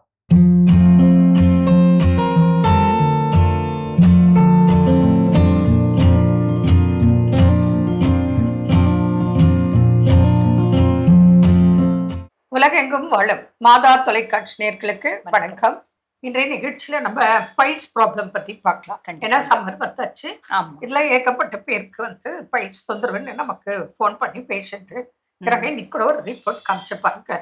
Files plus hepatitis B problem report அமைச்சிருக்காங்க. அதனால பைல்ஸ் எதனால வருது, என்ன இவங்க கடைபிடிக்கணும், அதை பத்தி இன்றைய நிகழ்ச்சியில பார்க்கலாம். கண்டிப்பாங்க. பொதுவாக பாருங்க, இந்த பைல்ஸ் அப்படின்னு குலைக்கேல் சொல்றது பார்த்தீங்கன்னா ஹெமராய்ட்ஸ் அப்படின்னு சொல்லுவாங்க. ஹெமராய்ட்ஸ் அப்படின்னா என்ன அப்படின்னா, மோஷன் போற இடத்துல பார்த்தீங்கன்னா அசுத்த ரத்தத்தை எடுத்துட்டு போற ரத்த குழாய்கள் நம்ம கான்ஸ்டண்டா மோஷன் போகும்போது முக்கி போறதுனாலையும், அதே மாதிரி கஷ்டப்பட்டு போறதுனாலையும் பார்த்தீங்கன்னா அந்த ஹெமராய்டல் வெயின்ஸ்ல ரொம்ப வீக் ஆகி டைலேட் ஆகி விரிவடைஞ்சு சுருண்டுக்கும். அதனால இதெல்லாம் பாருங்க மீட்டர் கணக்குல இருக்கும் அந்த வெயின்ஸ் எல்லாம். அப்போ கான்ஸ்டண்டா டிஃபிகல்ட்டி இன் டெஃபகேஷன் அப்படிம்பாங்க. கான்ஸ்டண்டா மோஷன் போகும்போது முக்கி முக்கி போறது, நார்சத்தே சாப்பிடாம இருக்கிறது, தண்ணியே நிறைய குடிக்காம இருக்கிறது, இப்படி ஒரு நாள் 2 நாள் பண்ணா பரவாயில்லைங்க. தொடர்ந்து போறதுனால அந்த ரத்த குழாய்கள் வெளியே தொங்க ஆரம்பிக்கும். அதாவது அவங்க அறியாமையில என்ன தோணுதோ அது சாப்பிட்டுட்டு இருக்காங்க. ஆமா, ஹெல்த்துக்கு என்ன வேணும், இந்த ப்ராப்ளத்தை எப்படி சால்வ் பண்ணுறதா பார்க்கணும். அப்போ அவங்களோட சிம்டம்ஸ் எப்படி இருக்கும் அதைத்தான் நம்ம சொல்லணும். கரெக்ட். அப்போ பாருங்க, இதுல நிறைய டிகிரிஸ் இருக்குங்க. ஃபர்ஸ்ட் டிகிரி அப்படின் போது மோஷன் போறதுக்கு முன்னாடி பயங்கரமான வலி இருக்கும், எரிச்சல் இருக்கும், சுருக்குன்னு குத்தும். மோஷன் போகும்போது கிழிச்சிட்டு வரா மாதிரி, அறுத்துட்டு வரா மாதிரி, புண்ணுல வரா மாதிரி இருக்கும். இது ஃபர்ஸ்ட் டிகிரி. ஆனா வெளியே எந்த விதமான அறிகுறிகளும் இருக்காது. செகண்ட் டிகிரின் போது இந்த சிம்டம்ஸோட வெளியே லைட்டா ஒரு செதை வரும், அதுவா உள்ளுக்கு போயிடும். தேர்ட் டிகிரி அப்படின் போது வெளியே லைட்டா ஒரு செதை வரும், ஸ்பான்டேனியஸ் ரிசல்யூஷன் இருக்காது, தொங்கும். மோஷன் போய் முடிச்சிட்டோடனே நம்ம கையை வச்சு உள்ள தள்ளி விடணும். ஃபோர்த் டிகிரி அப்படின் போது கான்ஸ்டன்டா ப்ரொலாப்ஸ், அந்த தொங்கறது அப்படின்றது இருக்குங்க. அதாவது நம்ம தொண்டையில உள்நாக்குன்னு சொல்றோம் இல்லைங்களா, அது போல ஆசனவாயில சத வளர்ச்சி இருக்கும். சைஸ் வேரியஸ் சைஸ்ல இருக்கலாம், சின்னது பெருசு இருக்கலாம். இது என்ன ஆகும், சமயத்துல அவங்களுக்கு ப்ராப்ளம் அதிகமாகும் போது அந்த சுருங்கி இருக்கிற அந்த சதை வீங்கிடும். அப்பதான் உங்களுக்கு வலி, எரிச்சல், வெடிப்பு, ப்ளீடிங் எல்லாமே அவங்களுக்கு இருக்கும். அப்போ நீங்க அவங்க பிரச்சனை சொல்லும் போது, அப்ப ப்ளீடிங் பைல்ஸ் இருக்கா, அதுக்கப்புறம் மோஷன் வித் பிளட் போதா, சிலருக்கு மோஷன் போகும்போது வரும், சிலருக்கு மோஷன் போன பிறகு பிளட் வரும், சிலருக்கு மோஷன்லாம் போயிட்டு பிறகு லேசாவும் வரலாம், நிறைய பீச்சு அடிச்சும் வரலாம். இதனால பேஷண்ட் அனிமிக் ஆகி மயங்கி விழுற அளவுக்கு கூட ஏற்பட்டிருக்கு. பேஷண்ட் அவ்வளவு கஷ்டப்படுறாங்க. சரி, இதுக்கு பைல்ஸ் சர்ஜரின்னு போறாங்க. சர்ஜரி போயிட்டும் திரும்ப திரும்ப திரும்ப இந்த பைல்ஸ் ப்ராப்ளம் வந்துகிட்டே இருக்கு. அதனால நம்ம மக்களுக்கு என்ன சொல்றோம், அவசரப்பட்டு சர்ஜரி செய்ய வேண்டாம், செய்தாலும் திரும்ப வராதுன்ற உறுதி கிடையாது. அதனால முடிந்த அளவு இந்த மாதிரி ஆயுஷ் மெடிசன்ஸ் இப்ப நாங்கெல்லாம் கொடுக்குறோம் இல்லைங்களா, இது போல மருந்துகளோட கட்டாயம் உணவுகளையும் கடைபிடித்தால் நீங்க life long without surgery balance பண்ணி வாழ முடியும். என்ன நேயர்களே, மீண்டும் நாளை சந்திப்போம். நன்றி. அன்னை மரியே வாழ்க. அருமையான நம்ம ஒரு வைத்தியம் பகுதி பார்த்துட்டோம். நிகழ்ச்சியோட நிறைவுக்கு வந்தாச்சு. ஸோ இன்னைக்கு உலக கவிதைகள் தினத்தில் கவிஞர் கண்ணதாசனுடைய வரிகளை தான் நம்ம பேசிட்டு இருக்கிறோம். அதில் ஃபைனலாக என்ன இன்னைக்கு? கண்டிப்பாக ஜஸ்ட் இந்த வரிகளெல்லாம் இப்போ நம்ம அப்படியே சுவாசிக்கிறப்போ இல்லை அது சிந்திக்கிறப்போ நமக்கு சில ஒரு எனர்ஜி கிடச்சிருக்கு அப்படின்னு கூட சொல்லலாம். அடுத்த வரி நம்ம சிந்திப்போம். உயர்ந்த இடத்தில் இருக்கும்போது உலகம் உன்னை மதிக்கும், உன் நிலைமை கொஞ்சம் இறங்கி வந்தால் நிழலும் கூட மிதிக்கும், மதியாத தலைவாசல் மிதிக்காதே என்று மனமுள்ள மனிதனுக்கு அவ்வை சொன்னது. மானமுள்ள மனிதனுக்கு அவ்வை சொன்னது. இது வந்து எல்லாருக்கும் ரொம்ப பிடித்த பாடலாக இருக்கும். பலருடைய பிளேலிஸ்ட்லலாம் கண்டிப்பாக அந்த சாங் வந்து இருக்கும். அது வந்து ஐ திங்க் சூரியகாந்தி அப்படிங்கிற படத்தில் வந்து நடிகர் யார் அப்படின்னு எனக்கு இவர் நடிகர் கார்த்திக்குடைய அவங்க அப்பா, எனக்கு அவங்க பேர் முத்துராமன், நடிகர் முத்துராமன் அவருடைய இதில் இருந்திருக்கும் சூரியகாந்தி அப்படிங்கிறது. ஏன் இந்த தகவல்லாம் நல்லா தெரியும் அப்படின்னா, எஃப்எம்ல வேலை பார்க்கல எங்களுக்கு வந்து அது அந்த சாஃப்ட்வேரில் கொடுத்துருப்பாங்க. இந்த படம் யார் நடிச்சிருக்கிறா, யாரோடைய ப்ரொடக்ஷன்ஸ், யார் மியூசிக் அப்படிங்கிறது படம் பார்த்துருக்கீங்களா? படமும் பார்த்துருக்கேன். அந்த படம் என்னன்னா ஒரு கணவரோட இன்ஃபீரியாரிட்டி காம்ப்ளெக்ஸ், அதனால குடும்பத்தில் நடக்கூடிய சண்டைகள் சச்சரவுகள் ஏன் என்ன அப்படிங்கிறது இந்த பாடலும் அதுக்கு பொருளுள்ள வகையில் இருக்கும். அதோடைய தொடக்க வரைக்கும் பார்த்தீங்க அப்படின்னா, பரமசிவன் கழுத்திலிருந்து பாம்பு கேட்டது கருடா சௌக்கியமா, அதுக்கு யாரும் இருக்கும் இடத்துல இருந்துகிட்டா எல்லாமே சௌக்கியம் தான் அப்படின்னு வந்து கருடன் சொன்னது அப்படிங்கிற மாதிரியான அந்த இதில் லிரிக்ஸில் ஸ்டார்ட் ஆகும். நம்ம எப்போவுமே நம்ம ஒரு இன்னைக்கு இந்த சாங் இன்னும் சொல்கிறப்ப என்ன பார்த்தீங்கன்னா, நிறைய அந்த காலர் டியூன்ஸ் வச்சுருப்பாங்க பார்த்தீங்களா, அதில் வயசானவங்க மட்டும் இல்லை, யங்ஸ்டர்ஸே நிறைய பேர் என்ன பண்ணுறாங்கன்னா இந்த காலர் டியூன்ஸ்லாம் வச்சிருக்கிறது தான் சில டைம் ஃபோன் ரிங் ஆகிறதுக்கு பதிலாக கேட்டதெல்லாம் உண்டு. ஸோ அந்த வகையில் நல்ல பொருள் பொதிந்த பாடல்கள். இது மாதிரி நிறைய பாடல்கள் அவருடைய பாடல் வரிகளை இன்னும் லிஸ்ட் போடலாம். வீட்டில் பார்த்துருக்க பெரியவங்கலாம் வந்து சொல்லுவாங்க, எப்போ இந்த பாட்டை விட்டுட்டு அந்த பாட்டை விட்டுனா, இது எனக்கு தெரிஞ்சு எனக்கு ஒரு சில பிடிச்ச பாடல்கள் எனக்கு என்ன பண்ணியாச்சுன்னா லிஸ்ட் எடுத்துட்டு வந்து நம்ம அதுக்கு பகிர்ந்துருக்கிறோம். நிறைய பாடல்கள் எனக்கு இதில் ரொம்ப ரொம்ப பிடித்த பாடல் என்ன அப்படின்னு பார்த்தீங்கன்னா, கவிஞர் கண்ணதாசன் வந்து ஒரு இந்த லவ் ஃபெயிலியர் சாங்ஸ்லாம் இப்போ இந்த சூப் சாங்ஸ் அப்படின்னு நம்ம சொல்கிறோம் இல்லைங்களா, அது இன்னைக்கெல்லாம் இருக்கிற மாதிரி இவர் அப்பவே அந்த மாதிரியான ஒரு காதல் தோல்வி பாடல் ஒன்று எழுதியிருப்பார். எனக்கு ரொம்ப பிடித்தமான ஒரு பாடல். அந்த பாடலில் வந்து என்ன படம் அப்படிங்கிறது எனக்கு ஞாபகம் இல்லை. அது என்னன்னா, ஸ்டார்டிங் வரை கடவுள் மனிதனாக பிறக்க வேண்டும், அவன் காதலித்து அந்த வேதனையை அனுபவிக்கணும் அப்படின்னு வந்து அதில் பின்னாடி சரணத்தில் வரும், அவனை அழைத்து வந்து ஆசையில் மிதக்க விட்டு ஆடடா ஆடு என்று ஆட வைத்து பார்த்திருப்பேன், அவன் வருவான் துடித்திடுவான் பட்டதே போதும் என்பான் பாவியவன் பெண் குலத்தை படைக்காமல் நிறுத்தி வைப்பான்னு சொல்லி ஒரு லவ் ஃபெயிலியர் சாங். அப்போ எந்த அளவுக்கு இமேஜின் பண்ணியிருக்காரு பாருங்க, கடவுளையே கூட்டு வந்து அந்த லவ் பண்ற அந்த ஃபீல்குள்ள உள்ள போ, என்ஜாய் பண்ண அந்த லவ் ஃபீல் எப்படி இருக்குன்னு பாரு, அப்புறம் திடீர்னு இல்லைன்னா அது எப்படி வலிக்குங்கிறத நீ தெரிஞ்சுக்கோ அப்படிங்கிற மாதிரி அவன் நிறுத்திடுவா அப்படிங்கிற மாதிரி ஒரு இமேஜினேஷன்ஸ். ஸோ கவிதைக்கு இருக்கக்கூடிய பவரே அதுதான், அந்த கற்பனை வளம் என்ன விஷயங்கள் அப்படிங்கிறது. ஸோ கவிஞர் கண்ணதாசன் அவருடைய வரிகளை பற்றி பேசினா நிறைய விஷயங்கள் என்ன பண்ணலாம். ஸோ சிறப்பான நாள் இன்னைக்கு உலக கவிதைகள் நாள், அதனால அவருடைய கவிதைகள் இன்னைக்கு கொஞ்சம் எடுத்து சிந்திச்சிருக்கிறோம். ஸோ கவிதை எழுதக்கூடிய பழக்கங்கள்லாம் இருக்கிறவங்களுக்கு ரொம்ப பாராட்டுகள், கவிஞர்களுக்கெல்லாம் வாழ்த்து சொல்லிக்கலாம். சிறப்பான சிந்தனை. இந்த சிந்தனையோடு இன்னைக்கு யாரெல்லாம் விளக்க கொண்டாடுறாங்க இருக்கும் பார்க்கலாம்.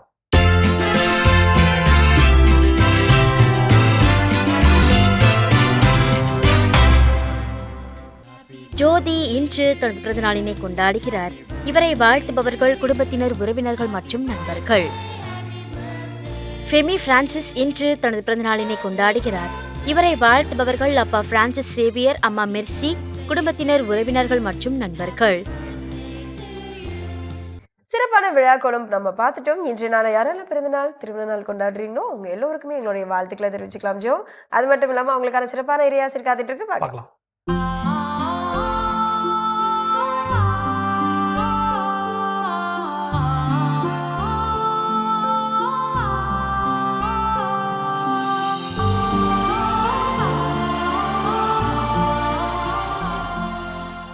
என் அன்பிற்கினிய மாதா தொலைக்காட்சி நேயர்களே, உங்கள் அனைவருக்கும் ஆண்டவர் இயேசுவின் இனிய நாமத்தில் என்னுடைய அன்பான காலை வணக்கத்தை தெரிவித்துக் கொள்கிறேன். இன்றைய நாளுக்கான இறைவார்த்தை எசையா நூல் 46வது அதிகாரம் 4வது திருவசனம்.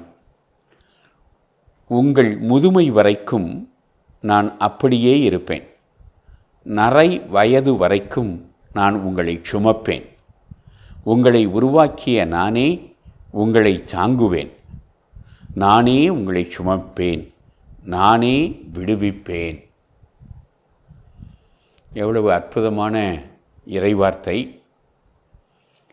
நமது வாழ்வில் துன்பங்கள், துயரங்கள் எல்லாம் வரலாம். இந்த வாழ்வை நாம் சுமக்கவில்லை, நாம் தனியாக சுமக்கவில்லை, கடவுள் நம்மோடு சேர்ந்து சுமக்கிறார் என்பதனை விடவும் நம்மையும் சேர்த்து கடவுளை சுமக்கிறார் என்பதுதான் உண்மையாகிறது. அந்த வாக்குறுதியை கடவுள் நமக்கு கொடுப்பதை நாம் பார்க்கிறோம். அதற்கு காரணம் அவரே சொல்கிறார். ஏன் அவர் நம்மை தூக்கி சுமக்க வேண்டும்? சில சமயங்களிலே பெற்றோர்கள் பிள்ளைகளை பார்த்து கேட்கிற கேள்வி இது. இன்னும் அதிகமாக பிள்ளைகள் பெற்றோர்களை பார்த்து கேட்கிற கேள்வி, நான் ஏன் உங்களை தூக்கி சுமக்க வேண்டும் என்று பிள்ளைகள் பல சமயங்களில் பெற்றோர்களை பார்த்து கேட்கிறார்கள். கடவுள் சொல்லுகிறார், உங்களை உண்டாக்கிய நான் உங்களை தூக்கி சுமப்பேன். உங்களை படைத்ததன் காரணமாக நீங்கள் வாழ்வதும் மீட்கப்படுவதும் துன்பங்களிலிருந்தும் துயரங்களிலிருந்தும் நோய்களிலிருந்தும் எதிரிகளிடமிருந்தும் விடுதலை பெறுவதும் என்னுடைய செயல்பாடாகிறது. எனவே நம்மை படைத்த காரணத்தினால் கடவுளே நம்முடைய வாழ்வின் துன்ப துயரங்களுக்கு பொறுப்பேற்றுக் கொள்கிறார். எனவே நம்மை அவர் தூக்கி சுமக்கிறார். எனவே இன்றைய நாளில் பிள்ளைகள் பெற்றோர்கள் பெற்றெடுத்த காரணத்தினால் அவர்களை தேவைப்படுகிற பொழுது தூக்கி சுமக்கிற கடமை அவர்களுக்கு இருக்கிறது என்பதனை அவர்கள் உணர்ந்து கொள்ள வேண்டும். பொறுப்புணர்வோடு இருப்போம், மன்றாடுவோம். எங்களை தூக்கி சுமப்பதற்கு காரணம் நீர் எங்களை படைத்தது என்பதனை நீரே ஏற்றுக்கொள்கிறீர். எங்களை படைத்தவராகிய நீர் அதற்கான பொறுப்பையும் எங்கள் வாழ்நாள் முழுவதும் ஏற்றுக்கொள்கிறீர் என்பதற்காக உமக்கு நன்றி கூறுகிறோம். அதற்காக நன்றி கூறுகிறோம். இறைவா, தொடர்ந்து எங்கள் துன்ப துயர வேளையில் எங்களோடு சேர்ந்து நாங்கள் எங்கள் சுமைகளை சுமப்பதற்கு உதவியறலும். எங்களுடைய சுமைகளை அகற்றியறலும். அப்படி இல்லை என்றால் அவற்றை சுமப்பதற்கு எங்களுடைய தோள்களை பலப்படுத்தும். ஆமேன். எல்லாமுள்ள இறைவன், தந்தை, மகன், தூய ஆவியார் உங்களை ஆசீர்வதிப்பாராக. ஆமேன். சிறப்பு. நம்ம அன்பு ஆயரோட இறையாசனம் அனைவருக்கும் நிறைவாக கிடைச்சிருக்குது. ஸோ இந்த சிறப்பு நாளில் உலக கவிதைகள் தினத்தில் கவிஞர் கண்ணதாசனுடைய பாடல் வரிகள் நிச்சயமாக அந்த பெரியவங்களாம் சொல்கிற மாதிரி இன்றைக்கி இருக்கக்கூடிய பாடல்களில் வந்து அந்த மாதிரியான வாழ்க்கை சிந்தனைகள், வாழ்வியல் சிந்தனைகள் வந்து கொடுப்பது குறைந்து விட்டது. இன்றைக்கி வந்து நிறையா புரியாத வரிகள் அப்படின்னு சொல்லி அந்த பாடல்கள் எதுக்கு படிக்கிறோம், என்ன ஏது எதுவுமே தெரியல. இன்னொன்று இசைகளுடைய டாமினேஷன்ஸ் அப்படின்னு சொல்லி ஒரு சில இதுக்கு மத்தியில் இன்றளவும் பழைய திரைப்பட பாடல்கள்லாம் கேட்கிறப்போ அது சில நேரங்கள் வாழ்க்கைக்கு பல பொருள் உள்ள நல்ல விஷயங்கள் என்ன பண்ணுறது, நமக்கு கற்றுக் கொடுக்கிறது. ஸோ அதில் கவிஞர் கண்ணதாசன் முதன்மையான இடத்தை அதில் என்ன பண்றாரு பெறுகிறார். ஸோ இன்னைக்கு அந்த நாளில் அவரை குறித்து சிந்திப்பதற்கு கடவுள் ஒரு வாய்ப்பு கொடுத்திருக்கார். இதுல இருந்து வாழ்வியல் சிந்தனைகள் எடுத்து நாம் வாழ்வாக்குவோம். அதற்கு தேவையான ஆற்றல் இறைவனை கேட்டு நன்றி சொல்லி இன்னைக்கு நம்ம நிகழ்ச்சி நிறைவு செஞ்சதனால் இனிதே தொடங்கலாம். அன்பானவர்களே, கருத்து செறிவூட்டுவோம், கவிதை இன்பம் காண்போம், மகிழ்ந்திருப்போம் என்ற இந்த சிந்தனையோடு இன்றைய கடவுள் வணக்கம் நிகழ்ச்சியை நாங்கள் நிறைவு செய்கிறோம். இந்த நாள் இனிய நாளாக அமைய மாதா தொலைக்காட்சியின் வாழ்த்துக்களும் ஜெபங்களும். மீண்டும் உங்களை கடவுள் வணக்கம் நிகழ்ச்சியில் சந்திக்கும் வரை உங்களிடமிருந்து விடைபெறுகின்றோம். இயேசுவுக்கே புகழ். மரியே வாழ்க.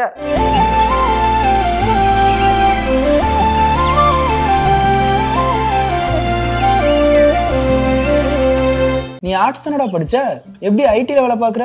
எந்த டிகிரினாலும் பரவாயில்லண்ணா. சென்னையில் இருக்க எஸ்எல்ஏ ஐடி ட்ரைனிங் இன்ஸ்டியூட் தான் நான் ட்ரைனிங் எடுத்தேன். மாதம் 30,000 சம்பாதிக்கிறேன். சூப்பர்டா. For IT training and placement, contact 8870767784.